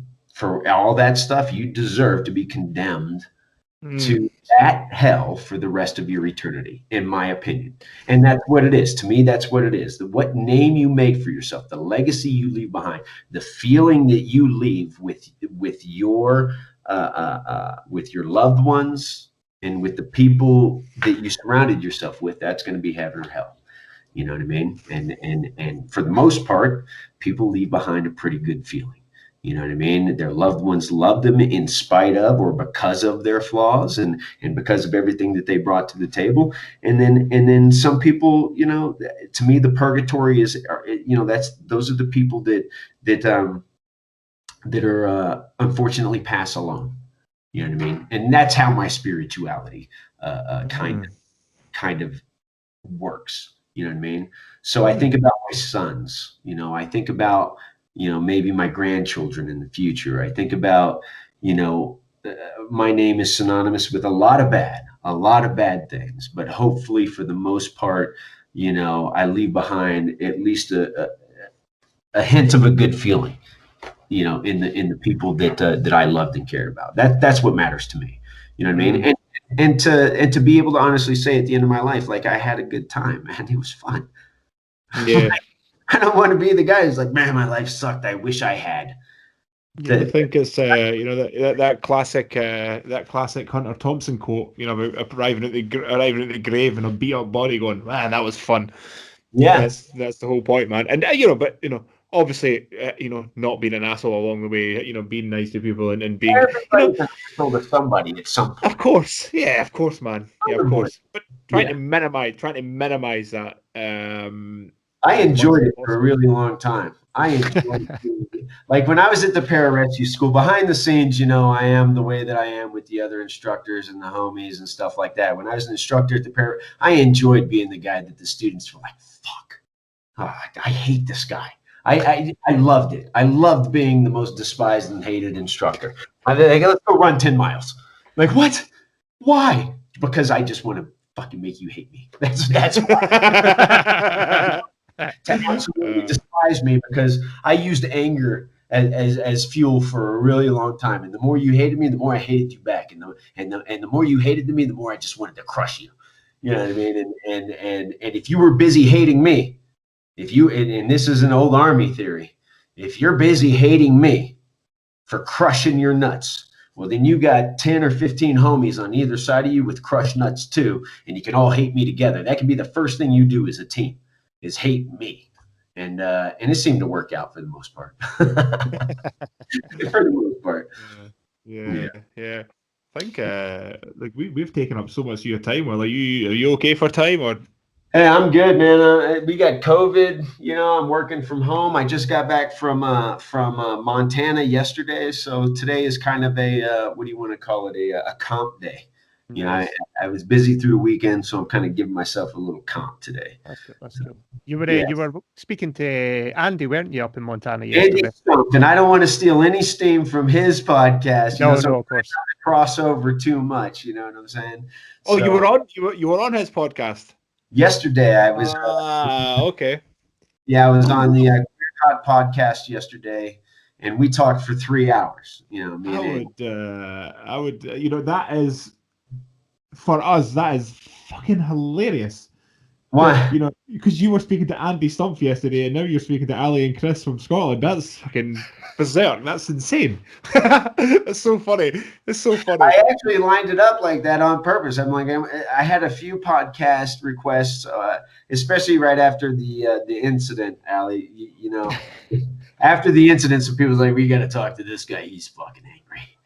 And I got to admit, that's why Andy reached out to me as well, is because what happened with this guy on Instagram and how kind of angry I got about it. Like I said, there was a lot of activity, and I don't know how it got deleted. I don't know how I got it deleted off my thread. My total crack back at this guy, where I was like, I'm going to rip your heart out and shove it down your throat and re-engage it so that you live. I think it was like, I'm going to shove my hand up your ass. There's something like that. I don't know. It was quite graphic and descriptive, and we appreciate it. Yeah. And but anyway, that's how I got in contact with Andy. Some guys contacted me from a fuel stop chat that I think I'm doing later this week. There's a couple other things, and I was like, okay, I'm gonna do all these podcasts in the week, because originally I had a plan to announce something, but that's been delayed. So okay, that makes sense. Is this TV stuff or? No, this is something that I've been working on independently through my production company with my wife, Monkey Fist Films. Okay. We did a documentary about her family's business, the marijuana factory out in California. And it's something that's relevant to our culture now. You got all these marijuana grows that are opening up, and her family happened to own a dispensary with 5 licenses, and then when marijuana went full recreational legal, they opened a 25,000 square foot indoor grow, and the process has been interesting, to say the least. And we filmed for about, I think, total kind of interspersed about 2 years, collecting footage here and there. We brought in a guy that I knew, who I had worked with before, to do a lot of our cinematography and co-producing. It's a legit 3-person production. We brought in a sound guy one day to do audio interviews, and then I edited the entire thing myself. We used free download music from Epidemic Sound, you know what I mean? And we kind of put together this hour-long documentary. And Awesome. we submitted it. I think we were in a rush to get it done. We submitted it to a pretty big film festival. It didn't get picked up, but it was kind of one of those things where you're like, I'm glad that it didn't get picked up, because, you know, you set it aside for a couple months, you come back to it and you're like, oh man, I need to fix this, that, and the other thing. And so we were able to do that, and it's right there. But the problem is, like, what platform now? Platform, like, what direction do you want to take this in? Like, here you are, you're an independent production company, you've done this all yourself. You know, do you try to sell it to Netflix where you get pennies on the dollar for all your work and your investment and all that stuff? Do you try to take it to Amazon or one of these other, you know, social media or these streaming platforms, or do you go in a freaking totally crazy direction like OnlyFans? You know, where you keep 80% of revenue, but like now, are you a pornographer? Are you? You know, I'll be honest. These monkey fist films, people might get the wrong idea. I am excited to watch it. I'm not sure I want to sign up to OnlyFans. Yeah. And, you know, in my mind, I'm like, well, at least it gives people a reason to say that that's why they're on OnlyFans. You know, it could be the whole thing. Yeah. But I don't want to have to go to, you know, to get a new mortgage in a couple of years' time and have to explain to the mortgage advisor why I have an OnlyFans subscription. Think about the story though, like, so why have you got an OnlyFans? Well, me and Ali had a podcast and we spoke to Wil Willis, who used to be on Forged in Fire. He did this documentary called Marijuana Factory, and the only place he could get it launched because of the pandemic was OnlyFans. So, and they're like, okay, but why are you still subscribing 3 years later? Oh, I mean, that's a different story. Yeah. And you know, it's another thing. I mean, and I know a lot of people out there in the industry are looking at the directions that the industry is going in. Like, there have been a lot of changes. COVID compliance has kind of changed how quickly anything can get done, or you know, there's just a lot of rules and restrictions and stuff like that. And I think that this is really, you know, we have a period of time in here as an entire globe, you know, with how everybody is able to put together content now. It's really an explosive storytelling era. You know what I mean? Everybody's got some little story to tell. It's just about, and there are people making money off of these little stories. I mean, all the stuff that I put up on Instagram or YouTube, you know, I don't charge anybody for that, but somebody's making money off of it, right? Yeah. You know what I mean? Yeah. So that's got to be kind of annoying. Like, when you're putting like content out there and somebody's making money off of it, it's not you. You're like, well, you know, how do you even stop that, or what do you do? Or, and again, I don't know. I don't know. I mean, when I first, I had like a Facebook, but it was mostly to keep up with homies. Somebody reached out to me and offered to be my social media manager, and built up this whole Facebook fans page, and they were supposed to maintain it, but then backed out. And then I'm like trying to maintain something that I don't even really understand that much. And then you know, I'm not the kind of guy that wants to be looking at this thing all day long. You know what I mean? And you can see how these guys that make money off of their brands and stuff like that are just on this all day long. You know what I mean? And it consumes every moment of their lives. And you're like, man, I don't want to be that guy, but I do want to tell stories. Yeah. So I do the stuff that I do on Instagram just for fun, for my own peace of mind. It's cathartic for me. You know what I mean? And I know that I have friends that reach out to me like from all over the place, and they talk to me about what's going on with them. And when I hear their stories, and I know that they're stories that are shared, I'm going to talk about it. You know what I mean? Because if he needs to hear it, or if he needs some sort of somebody to lean on, then there's somebody else out there that definitely needs somebody to lean on that's going through similar things. And if you can get those people to connect on that level, well, now we're learning to lean on each other, and then eventually we'll all stand on our own, but with the common understanding that, like, I wouldn't have been able to do it without this person to my left, to my right, to my front, to my rear. You know, we all gotta stand together. You know what I'm saying? Like, it takes It takes all of us working together. And in the veteran community, especially with the transition, being as effed up as it is right now for most veterans, in the veteran community, that's even more important. It's even more important that guys support one another. Yeah, point each other in the right direction. Like, make sure you don't call your boss a dickhead. You know what I mean? In the military, you're like, sir, you're kind of being a dickhead, sir. You get in trouble. You know what I mean? You have to do some push-ups, or you might even get an Article 15, but they can't fire you. You know what I mean? They can't fire you, and like, hey, that was disrespectful and insubordinate, and then the next day you're doing your freaking job and you're doing exactly what he told you to do, and you move on and you're over it. I like that idea in Japan, that you could get drunk with your boss and tell him whatever you want, and he can't hold it against you. That might be tough, but I like it. I tried to provide it. Doesn't work in the United States. Can't disagree with any of that. I love the phrase, a rising tide lifts all ships. I really love that. I love that phrase. It's such a nice phrase. What? A rising tide lifts all ships. Does what? Lifts all ships. Lists?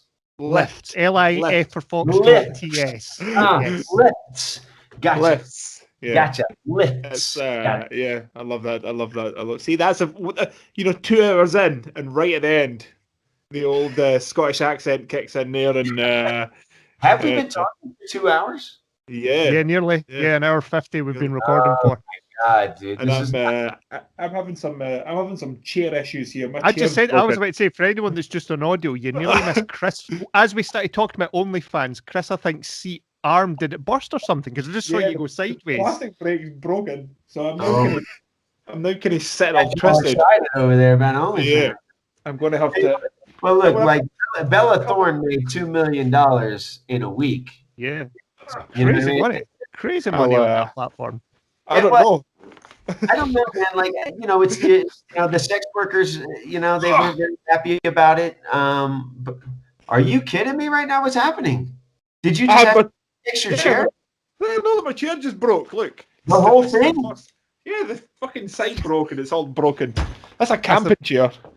I want to feel in your soul right now, though. I'm now kneeling. It's fine. But yeah. Now, are you like, fuck, man? Maybe a diet. yeah, definitely need to sort that out. That thing back around, right? Definitely. Oh man. I don't know. Now I've completely. I'm talking about diets and OnlyFans, broken chairs. Now I've completely. Oh man, like subject matter could go anywhere. You never know, man. And like, again, the OnlyFans thing is like, you think about Tropic Thunder, right? That movie Tropic Thunder. Did you ever see that one? Yeah, love it. Where Jay Baruchel is actually talking about like the evolution of the industry and how the entertainment industry and how they format things for release generally follows whatever's working in porn. You know what I mean? All the way up to streaming. DVD, VHS, all that stuff. The first thing that I ever streamed off the internet may have contained nudity.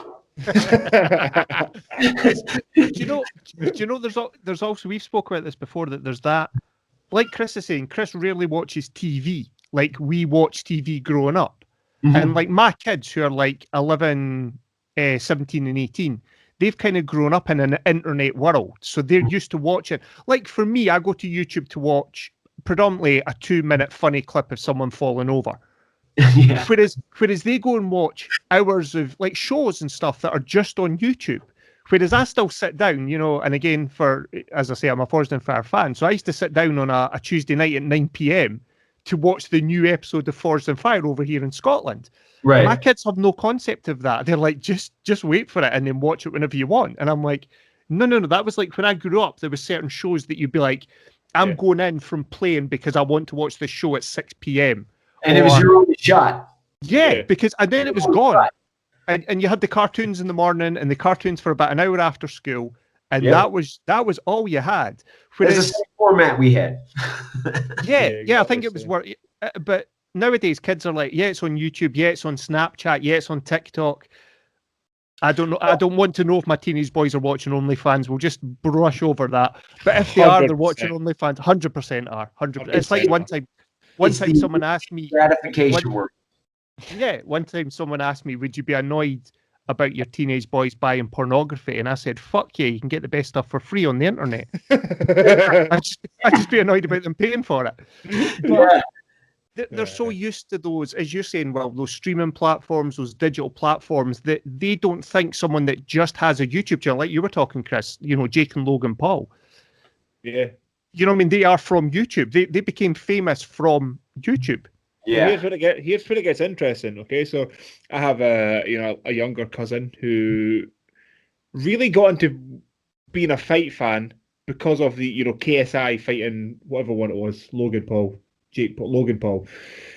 So then, if a lot of the purists get pissed off because they're saying these guys are ruining boxing, but then if he gets into watching Canelo fighting or Terence Crawford, that can only be a good thing, right? Because they've brought somebody into the sport, so it's easy to hate on them because these young guys who are getting paid obscene amounts of money and they're not talented.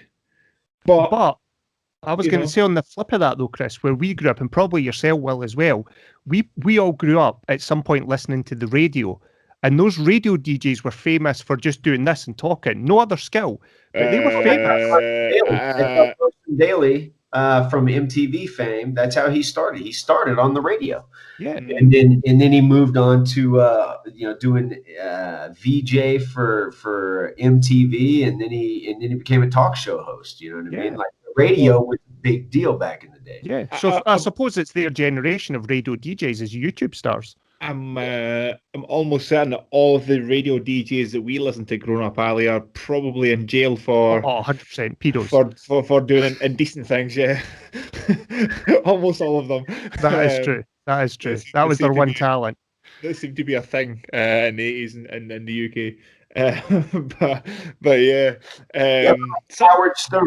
You know what I mean? Howard Stern, famous radio DJ. You could Wolfman Jack. You could become your voice, Casey Kasem, who did. I was going to say, we remember Casey Kasem from the US Top 10 on a Saturday morning. On Scooby Doo. Yeah. So when you were a radio personality back in the day, now like Mario Lopez still does stuff for for some of the radio stations in LA. There's still some guys that do gravitate to radio, and there's still some voices that have notoriety, but I think it's just locally. You know what I mean? It's not like Wolfman Jack, when I was a kid, was a national sensation. Everybody knew who Wolfman Jack was. Everybody knew who Howard Stern was. Everybody knows. And nowadays, it seems like podcast is the thing. Yeah. Now for you guys, I mean, you're the Silly Goose podcast, and you've got a following and people that buy into it, and right? It's the Silly Goose podcast. That's Silly Goose Gang, yeah. Silly Goose Gang, yeah. And then like Andy Stumpf. I mean, his podcast it's like the modern talk radio is what it is. It's the new NPR. Yeah, definitely. What was interesting is somebody was talking. It was somebody that was on a television program I'd seen. I must have been at my parents' house watching it, and somebody was talking about TikTok being ridiculous. TikTok's ridiculous, and I have no interest in TikTok. And they're saying it's ridiculous because it's just these kids. It's just these kids dancing. Trying to be famous, dancing, and trying to get fame without doing any real work and all that. And then somebody younger who said, well, wasn't that what Soul Train was? Soul Train. Wasn't that what that was? Yeah, maybe. American Bandstand, Soul Train, all those dancing shows. Yeah, I mean, it could have been. Isn't that what it is? The same thing, right? Yeah, I maybe. My wife loves TikTok. I don't understand that. I don't. Whiskey at Kilo Whiskey on TikTok. She puts up. We have a good time. And here's the thing: she's always trying to bait me into. She uses me like a prop. This is the problem. I'm 46. She's a few years younger than me, and I always end up in the background of her video where she convinces me to do something I don't want to do, and I'm like, you got one shot at this, and that's it. I don't necessarily get it. What I like about TikTok though is it seems like there's almost like there's a bunch of older people that are almost like making fun of their kids by getting on there and and imitating them. You know what I mean? Like there's like grandmas and grandpas and moms and dads that are out there and they do their own TikToks. Those are like my favorite things. You know what I mean? Like the little TikToks where the parents or somebody older who probably, I shouldn't say shouldn't be on TikTok, who probably is like, fuck it, man. Like I'm gonna make a TikTok video, and they do it. It's like, okay, that's kind of hilarious. It's amazing, you know. Like that's what I like about it, is that nobody's trying to take it too seriously. You know what I mean? Yeah. And if you can't make a living off of it, that's great. I don't know how. Tell me how. How did that happen? How are you pulling nickels and dimes out of the air? Yeah, that's an interesting thing where people can make these crazy livings from doing this stuff. I mean, me and Ali got a Sore Necks t-shirt each, and we thought we were the fucking kings of the world. Yeah, a t-shirt. We got a t-shirt each. Yeah, wow! Like this is amazing. Yeah. So you know how these kids are making 7 figures from TikTok or Instagram. I have no idea, but I don't know. When I was studying up on OnlyFans, there are people out there making $5,000 a month off of pictures of their feet, like just changing socks on camera. I'm like, yeah, we had how many years video of me changing my socks? Like, yeah, we can get somebody right now. I know a few people where I work, and I won't name names just in case, but they all go on an app called PayPig, PAYPIG, PayPig, and it's basically where guys will sign up to get girls to send them abusive, condescending, horrible messages and pay for it. And these girls go to, back before COVID, they'll go to nightclubs, and when they got to like 1 a.m, they'd be like, shit, we're running out of money. And they jump on the app, and someone would be active at 1 a.m. looking for girls to give them abuse. And they would be like, send me a message saying this. And they'd be like, okay, transfer $10, £10, $15 to my account. Here's my details. And they would send them the money. And then they would all record like a 30-second video going, you're fat, you're disgusting, no one loves you, you're so horrible. And then they would do it like 3 or 4 times, and that would keep their money coming in for the night. Yeah, but why? I don't understand the psychology behind that. I'm sure that there's. I'm not a doctor. I don't understand the psychology. I don't understand why somebody would do that. I usually got that at the club anyway. You're disgusting. You're drooling all over yourself. You smell like garbage, and I saw you just stand up off the bar floor. I'm not going home with you. Get the F out of my face. Like, you're terrible. Yeah. Like, that sounds familiar. Yeah. Yeah. I don't like that.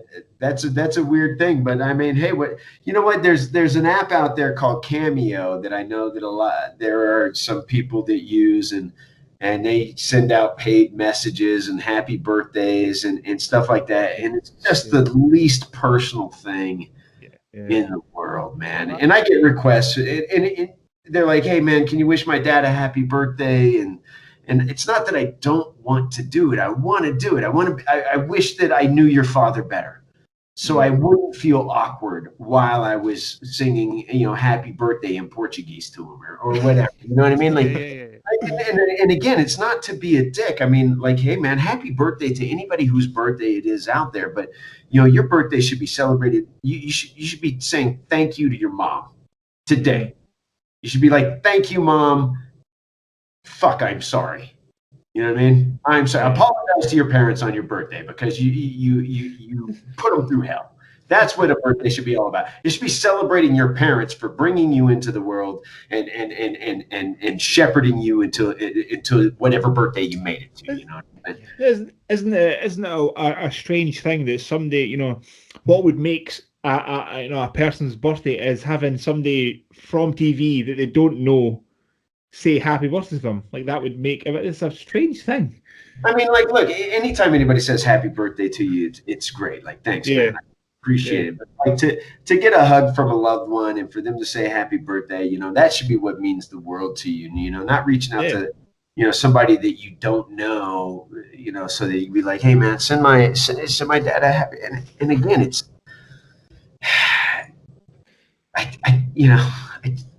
I just feel guilty about it. I feel like you're paying me to send this sentiment that is now manufactured. You know what I mean? I don't know your dad. I mean, he could be a horrible person, or I don't know that. and now here I am, and you're paying me to say happy birthday. To me, as a person, there are a lot of people that are like, oh, fuck it, dude, you're a dumbass.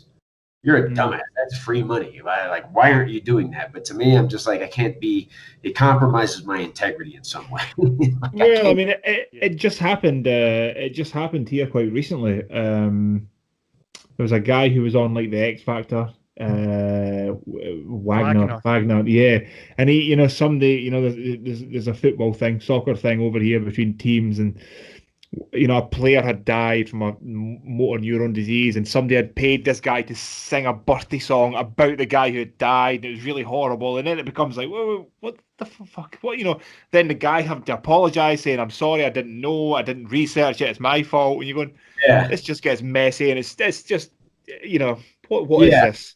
And again, I'm not trying to badmouth anybody that's doing it. It's just not for me. You know what I mean? It's just not for me, and I can appreciate the sentiment behind it, but I think it's better expressed in a different way. This is a similar kind of thing. Well as two people that we have asked to come on the podcast had asked for a fee. Said there's a fee involved. Okay, cool, that's fine. We're not paying a fee. Number one, we can't afford to spend money on that, and number two, I don't want to. Someday, it's to me, paying somebody a fee to do a podcast is like paying for a prostitute. They don't really want to do it. They're doing it, because I'm getting money. It's the same thing. So, yes, it's a little strange when money starts to get involved in these transactions like this. It becomes like, what is this now? Well, the traditional philosophy behind the prostitute is that you're not paying for sex; you're buying a nice lady a ride home. Yeah, I guess so. I don't have any experience with prostitutes, well, so I mean, I'll take your word for that. I just made that up. It's really just an abomination of another site that says you don't pay them to have sex, you pay them to leave. I think that's the traditional thing. Yeah, but I mean, if you engage your guests on a podcast like that and you're just paying them to leave, I mean, I guess you get what you get, Yeah, and the point was, me and Ali said the same thing. Like, we get it. If that's how you make a living, and I'm not hating on you. If that's how you make a living, cool. But that, we're not doing that. That's simple as that. Yeah. Well, there's always the waiver too. Somebody, the odd podcast will send over a waiver and to release themselves from any kind of liability. And I'm like, no, let's just be grown men about it. I'll say what I say, and you say what you say, and we'll be responsible for the things that we say. You know what I mean? And let the chips fall where they may. You know what I mean? It's like you said before the podcast. I always say before the podcast, look, say what you want. You can swear, you can say what you want. We don't mind. Well, until a point, if somebody came on here and said, Hitler really wasn't a bad guy. What did you just say? I have to stop. There's certain points where you go, okay. When he was five. We wouldn't stop them saying it, but then we would come after them and challenge them on it at the same time. Do you know what I mean? We wouldn't censor them beforehand and say, no, you can't say that, because I would rather they say that so we can rinse the fuck out of them on the internet. Yeah. I had a Canadian guy went to my film school, and he was in our writing program. And he was a young guy, and he was a Canadian comedian. He was a comedian, and he was in my writing program. There were only 8 of us. 2 of us were veterans, and he decided that he thought it would be a great TV show to do like a Little Hitler, like as a kid, like a comedy animated sort of TV show. I was on pins and needles just waiting for like what was going to happen next. You know what I mean? Because here's the thing, man, like, there's comedy and then there's some dark comedy, and I try. It didn't really go over that well. I think he actually shifted gears about halfway through when he found out that like some of these jokes just weren't landing. You know what I mean? And no matter how callous you are, I mean, that shit happened, and that shit's real. You know what I mean? And it's hard. It's not something that's easily joked about. You know what I mean? Even in the context where you're not even You're not even joking about, genocide. You're just trying to tell jokes about how Hitler became who he is. It's always there. You know what I mean? It's always there, and it's just not something that's easy to laugh about. You know what I mean? Yeah, and it's I don't know where we were going with that, but like, I mean, at this point, we're in uncharted territory. We are 2+ hours in, and does nobody else stick around this long, or do I just talk too much? No, I don't. I mean, generally, what happens, and certainly, Matt Vincent was another one. Matt Vincent, we did 2 hours with quite comfortably, but certain people, there just comes a point naturally in the conversation where you go, "This is done. There's not really much to say now." You like Matt Vincent. I like to talk. I'll bullshit about anything. We can generally. There was a lot of waiting around, and you didn't get the bullshit about whatever you wanted to bullshit all the time. You had to become an expert in all bullshit. Exactly. But yes, the set. You can tell Matt was the same. Jason Gardner was the same with it. You can tell when somebody speaks for a living. Yeah, because they're just good at having conversations. And then you get certain people who take half an hour to warm up. And it's some people. If you ask them, what's your favorite color? Red. Next question. It's just, there's nothing, there's no extra meat to the answer, and it becomes quite challenging. And then you get people like you who just, you can say something and you just run with it, and it's super easy. Give me something. Give me a word. I'm gonna see what we come up with. Let's just do an experiment. Here we go. Say any word. The first word that comes to your mind. CrossFit. What? CrossFit. Fuck that.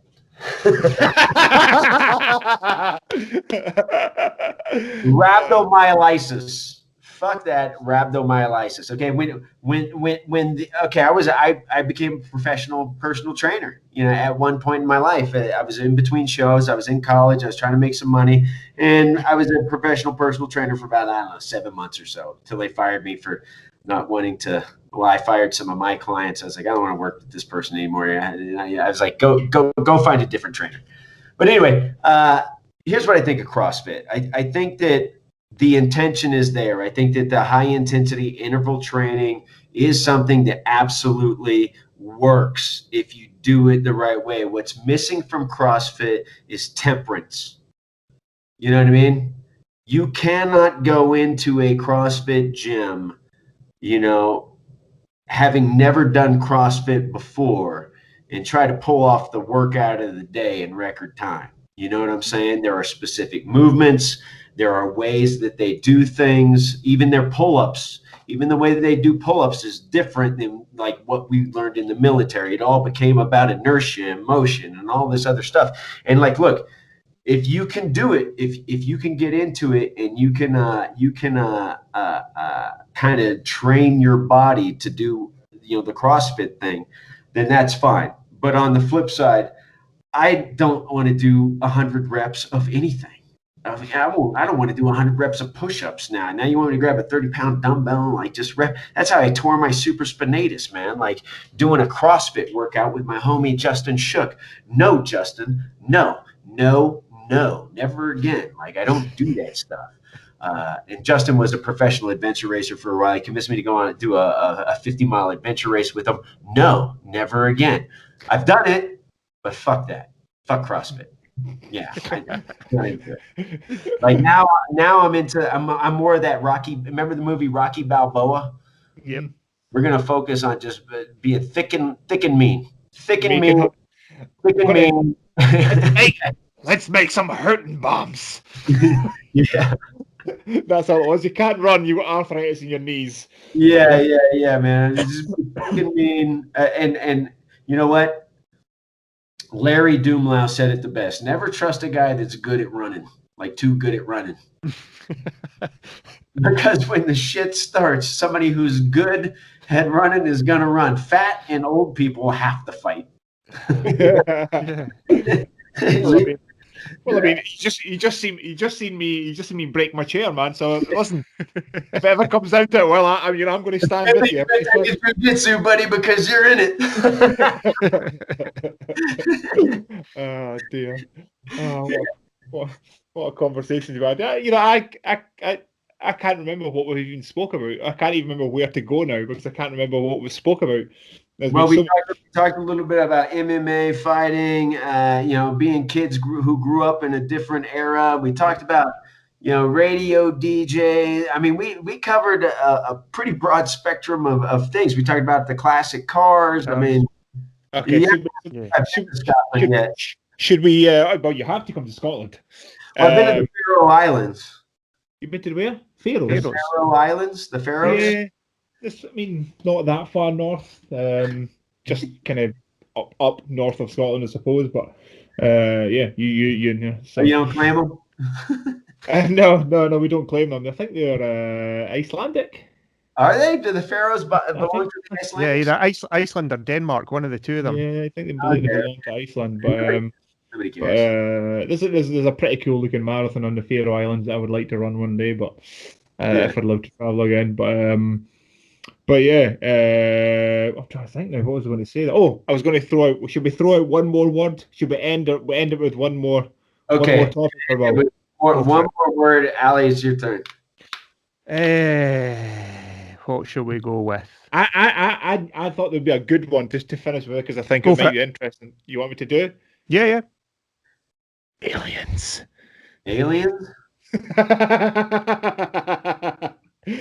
Adam and Eve. I believe, and this is part of my whole not I believe. This is my conspiracy theory. My beginning of mankind conspiracy theory because I love a good conspiracy.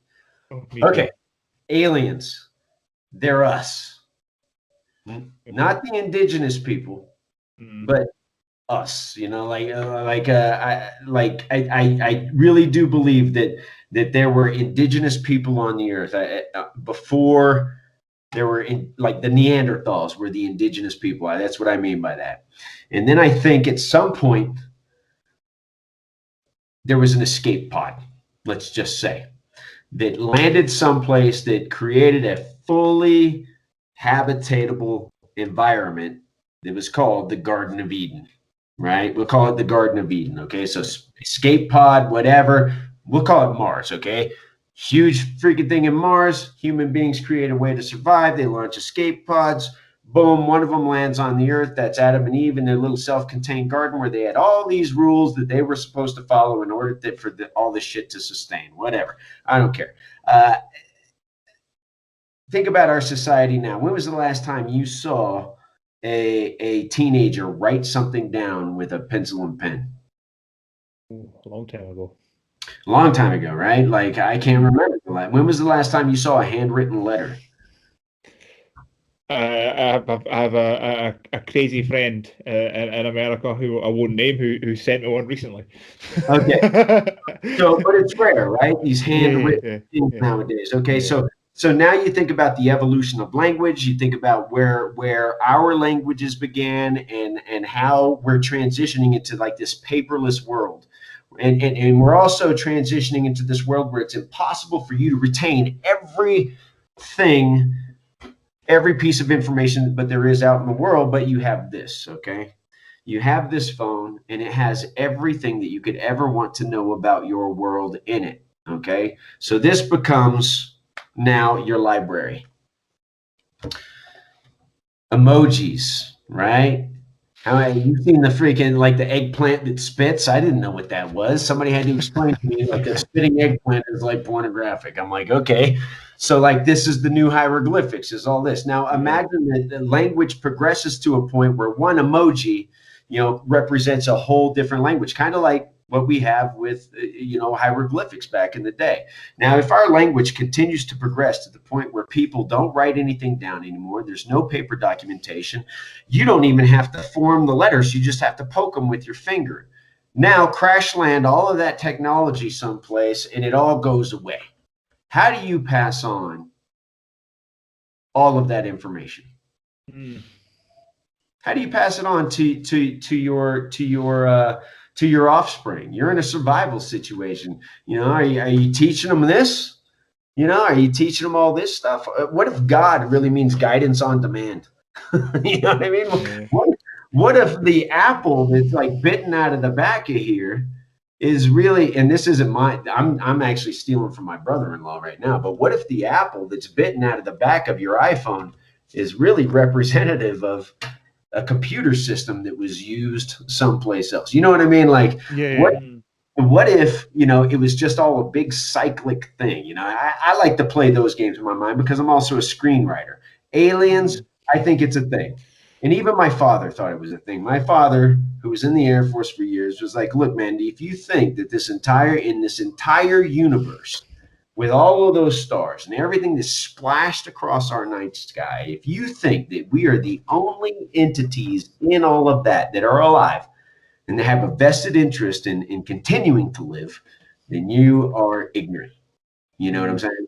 Like, there's science out there. And you can have faith. You can have faith in the universe. You can have faith. Like I said, I really believe in the energy and stuff, but I also believe in the other thing too. You know what I mean? Like, it's all interconnected to me, man. So to a lot of people, it's not. Like, heaven is a place that you like ride an escalator up and you go through a pearly gate and there's, cocktails and free cheese for days, whatever it is. And hell's this place where, like Little Nicky, where Hitler's getting a pineapple shoved up his ass every day. Like, that's actually happening in your vision of hell. Like, that doesn't work for me. It doesn't work like that. I believe in different things, but I also believe it's not here. It has to be universal. Yeah. I think energy is eternal. So I think that's something. I think the energy. If you think of science, energy can neither be created nor destroyed, just transferred. Period. That's how energy must be eternal. And on your point about like talking about the phone, I think I'd listened to somebody talking about this before, and they were saying, if you think about if the Earth was to, something terrible was to happen to Earth right now, an asteroid was to hit or something, the only people really who would survive are the tribesmen and people in Amazon and North Sentinel Island. These guys would survive because nothing would really change for them. I would like to think that we would, but the most people who work in the city and drive the Teslas and go to Starbucks in the morning, those guys are fucked. They're not surviving. Once we go back to the point where the only people around were like tribesmen. Yeah. They would be telling you about great stories about these guys that had plastic in their pockets and they could phone people across the country and send messages without paper, and they went to the moon. You'd be going, these guys are fucking crazy. What are they talking about? Yeah, but because those would be the only people that survive. So once it kind of makes sense. Here's the thing: nobody believed that you could harness a freaking lightning bolt. And we haven't harnessed a lightning bolt. We've learned how to create them. You know what I mean? But there was a time where it was impossible. There was a time where electricity was an impossible thing. There's no way that you could ever harness that energy or create it or whatever. No way could you create electricity. That's something that can only be done, by the heavens and the earth. And here's the thing. There's a lot of stuff. You can't move faster than the speed of sound. Bullshit. We've done it freaking 8, 9, 10 times over. Mach 8, 9, 10, you name it. You can't get to the moon. I personally think that we've been there. We got there and we're like, there's just a lot of dust here. We figure out what to do with it later, and then came home. You know what I mean? I believe that human beings are curious and we're explorers and that we're creators and we continue to build on knowledge. But a lot of times it's, our own egos and hubris I think eventually will become a detriment. You know what I mean? Like, you have to take into consideration the effect of your ambitions in the world, and there are a lot of ambitious people in the world with a lot of money who want to do a lot of things. And you got to look at like what the long-term effects are. And that dates all the way back to like the American Indians. You know, how in the hell were the American Indians living the way that they were living when colonists showed up from Europe? You know, how was that working? How was there that little bit of symbiotic balance, you know, between nature and people, you know, in all of North America, where it had gone by the wayside everywhere else? Were those cultures so far behind, or had they figured it out? They had figured it out. You know what I mean? And then the great destroyers come across the ocean and decide, hey, you guys don't have anything figured out. It's all about money. It's all about, you know, it's all about something else, and kind of corrupted and invaded the entire country. If I was an American Indian, you know, just learning from what I learned, if aliens showed up here, I would invite them to dinner, Thanksgiving, if you will. I would poison them all, and I would burn down the ship. And when the next one showed up, I'd act like I never saw the first group. You know what I mean? Yeah. You know, hindsight 2020. You know, for the American Indians, they're like, they got effed. If anybody in history got effed, it was the American Indians. The Trail of Tears, the moving of the Seminoles to the Everglades from like Oklahoma. You know what I mean? Like, I mean, just there's a lot of wrong in there in that. And here's the thing: you can't spend a lifetime apologizing it for it. You just got to learn from it and move forward. Like, so what I learned is, like, when that alien ship comes up, invite them to dinner, kill everybody, and then destroy the ship. That's probably what happened. That's probably what Roswell. And I think that is the perfect way to end this podcast. If aliens show up, kill them. Invite them to dinner, kill them. Pretend that they never show up. The ship to the ground, and then when the next ones show up, act like you don't know what the hell's happening. Do you know when when people say, what are you going to talk about? You know, because we, tell 2 or 3 people who we're speaking to in advance, and people say, what are you going to speak to Wil Willis about?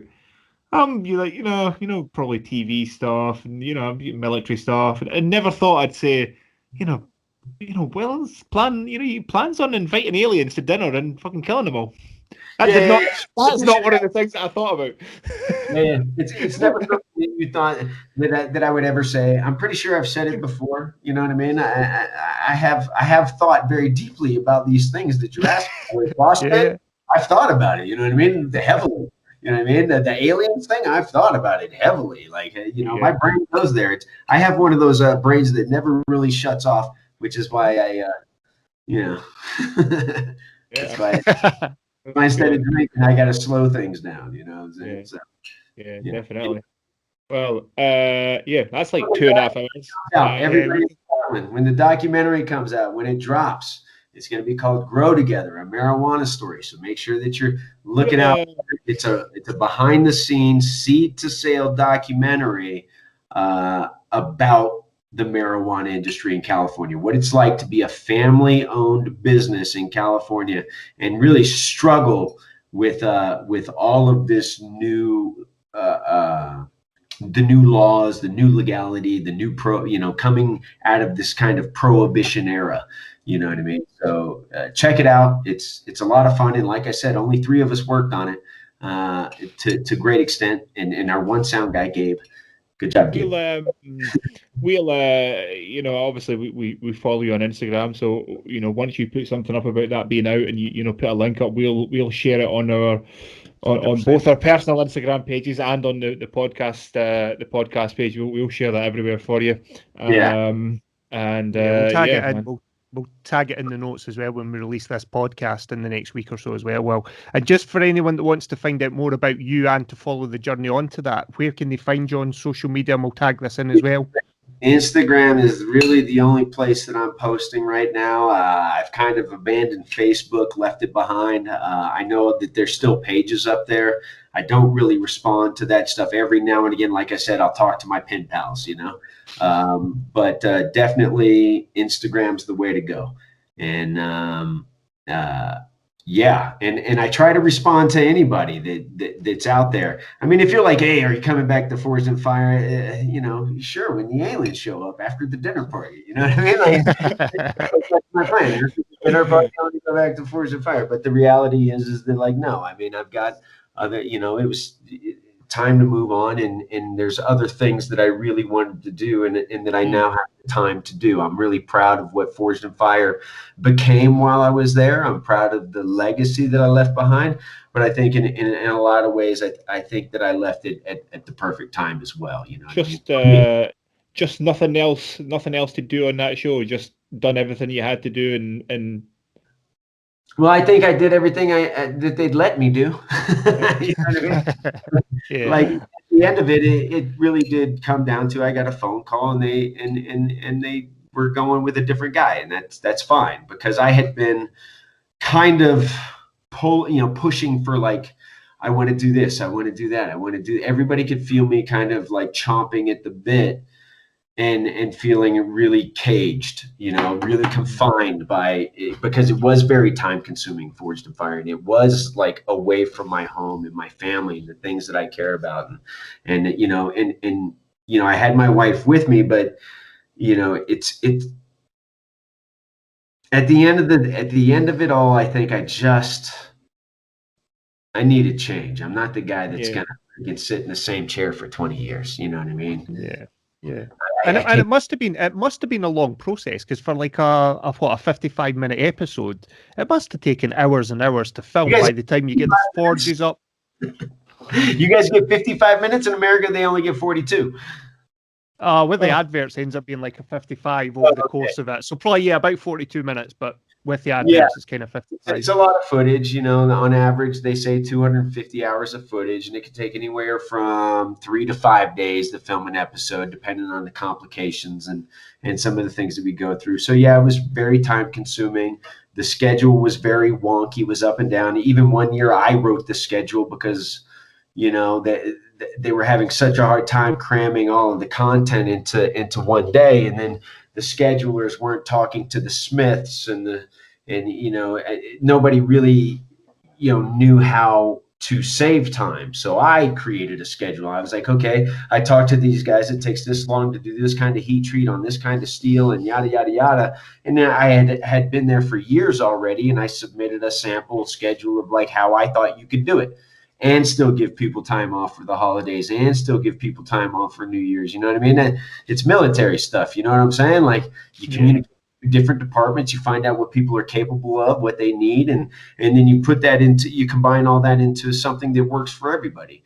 And I mean, it worked. You know what I mean? But also me creating that schedule and showing them how it could be done faster, how you could cram more into less time. I think in the following seasons, everybody's like, fuck that schedule that you wrote, because now they're running that schedule full time. And it was a pretty blistering pace. You know what I mean? Like, there was a lot of work getting done in short periods of time. And like the crew, they're really the ones that have to do all that hustling, and I always give an immense amount of, respect to the crew, those guys that are moving lights, moving cameras, filming the actual show, the guys that are freaking, wearing the damn lower back braces the whole time, carrying around freaking 40-pound camera rigs on their shoulders, and sweating their asses off, in those Smiths, coming in and competing. I mean, those are the real stars on the set of Forged in Fire. The clowns up front, the clown show. We used to call ourselves Clown Force 5, when we first started this, but then everybody got so fucking serious, started taking themselves so seriously that it turned into even more of a clown show to me. So, at a certain point, I think I just got tired of the same faces, tired of the hypocrisy, tired of the double standards, and kind of tired of, like, arguing with people. And I'm sure and I know they got fucking tired of me, because I'm like a dog on a bone if I disagree with you. And and I won't let it go, you know what I mean? So, it was nice. I appreciated, I enjoyed it. But everything has everything has its time to move on, you know what I mean? And from what I understand, the guy that stepped in, he's got nice titles too, so they should enjoy that. That's there we go. Yeah. There we go. Yeah, there we go. Well, yeah. I'm not going to watch any more series. I'm a Wil Willis fan. I'll watch it. I'll go back and watch some. I have watched some of episode 5, but I'll watch it. I'm not going to watch any of the new ones because fuck the new guy. Oh, No, I'm joking. I think that Grady, Grady is he's. I don't know him, so I can't say fuck the new guy. I don't know him, and I haven't watched him on TV. I don't watch myself. You know what I mean? I don't go home and watch Forged in Fire. I know what happened. I was there. Yeah, I suppose. Yeah, that's same with the podcast. But, I'm not listening to myself. I'm a fucking idiot. Why would I want to listen to myself? I watch Love Island, man. I watch Love Island. That shit makes me laugh. It makes me laugh. You know what I mean? Like, that's my reality candy right there. You know what I mean? That shit is hilarious. But and I watch it because my wife watches it, and we can laugh together about it. But creatively, I think that I needed to be able to get out and kind of tell my own stories and do my own thing and produce some of my own content. And I didn't have that flexibility before. So now there's that window of opportunity that we talk about.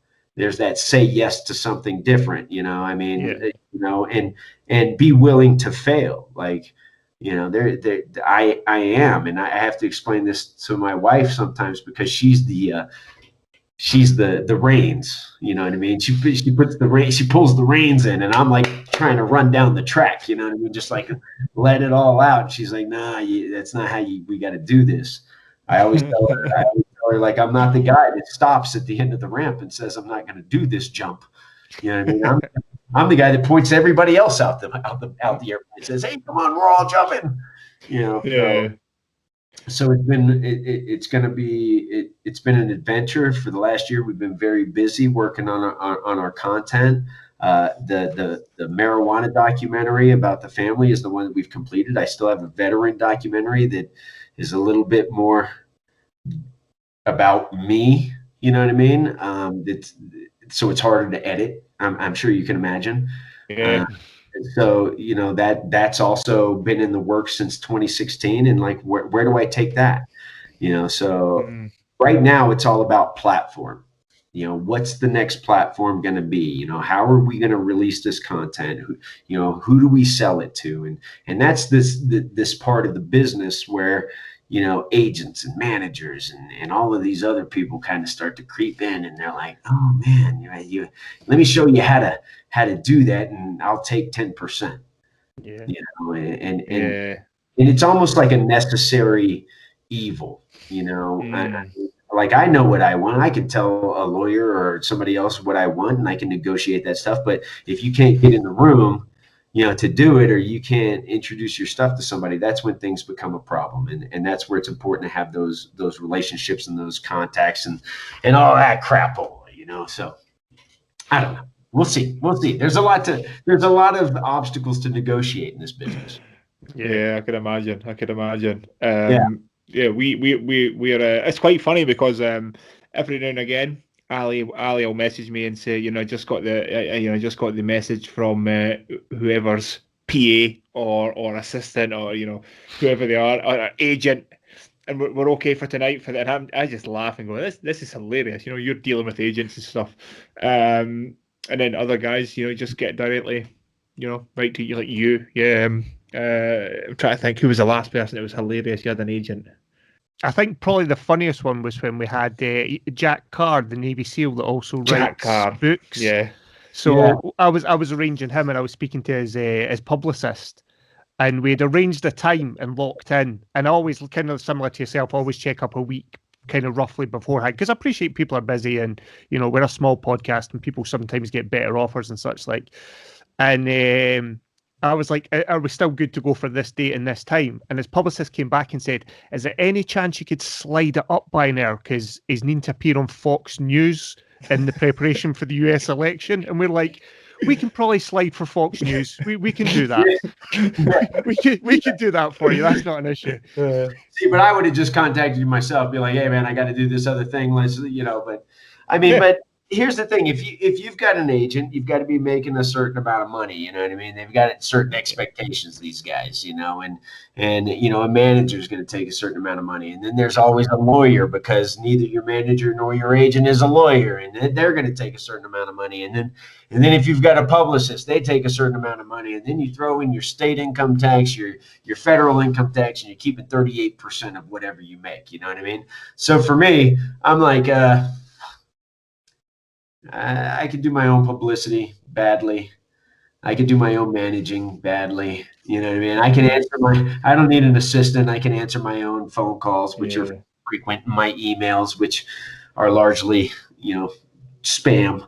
You know what I mean? I can handle all that stuff myself, but I do understand when somebody is big enough that there's too much on their plate. You know what I mean? There are some of these professionals in this industry that there's so much going on, they have to delegate some of their authority.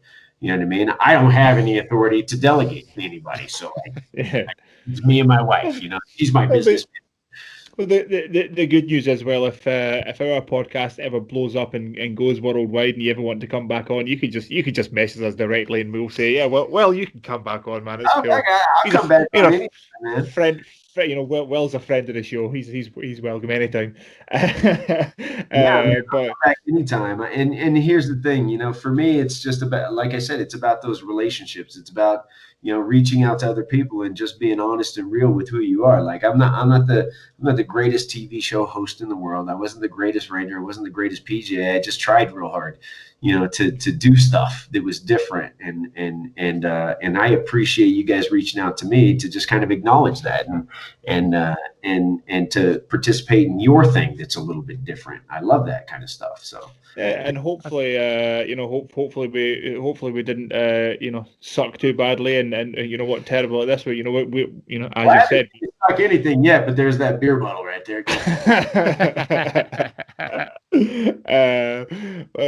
I've just lost my train of thought again. I got them all hot pants now. Yeah. Well, there's, I'm now literally on my knees. My knees are sore because I've been on my knees for ages. Will's talking about sucking a beer bottle. Fucking hell. Yeah, man, I'll definitely do this podcast again. I had a good time. Well, you know what we'll do, man. When the documentary comes out, we'll watch it, and then we'll speak to you around about then. How about that? That sounds great, you guys. I really enjoyed my time here today, and I appreciate you guys reaching out to me and letting me just kind of share some stuff with you guys over there in Scotland. So thank you. Awesome. I'm sorry about the Ireland thing. I know that's probably the most offensive part of the entire cast. It's fine. We're over it now. We're over it now. I think if anyone as well, we've had some pretty awesome guests, but I think you especially will have bought into the ethos of the Silly Goose Gang. I feel like you got the Silly Goose Gang, if that makes sense. Thank you. I mean, anyone that says, I just wish I could have partied the mangrove swamps and drowned the crackhead in the Florida streets. That's Silly Goose Gang right there. Yeah. I mean, and again, I mean, there are a lot of people out there that would probably find the majority of the things that I say offensive or contestable. By all means, sometimes I say things just to poke somebody in the eye. So, you never know, and I believe in about half the shit I say, I think. but you're not prepared to say which half. Not which. Oh man. Right. Okay. It's it's almost 11 o'clock now here, and it's my bedtime. So it was a real pleasure, Will, and thank you very much for your time. We appreciate it. Ali, both of you guys, reach out to me anytime, even if you just want to shoot the shit, man. Like I said, I really enjoyed myself here today. It was a good time, and Chris, tell your kids I said hello, and I'm glad that you guys could kind of share like Forged in Fire a little bit, and Chris, watch it, don't watch it. I enjoyed hanging out with you. I enjoyed talking MMA and cars. And awesome. I think that there was enough love spread around that I'd definitely come back again. I'd definitely. Awesome, man. That's awesome. Good to hear, man. So that's a ringing endorsement for us. Um, 100%. Episode 57 of the Silly Goose Gang podcast with Wil Willis. Then let's call it done and dusted. And Will, thank you very much, sir. You're welcome. You. oh man.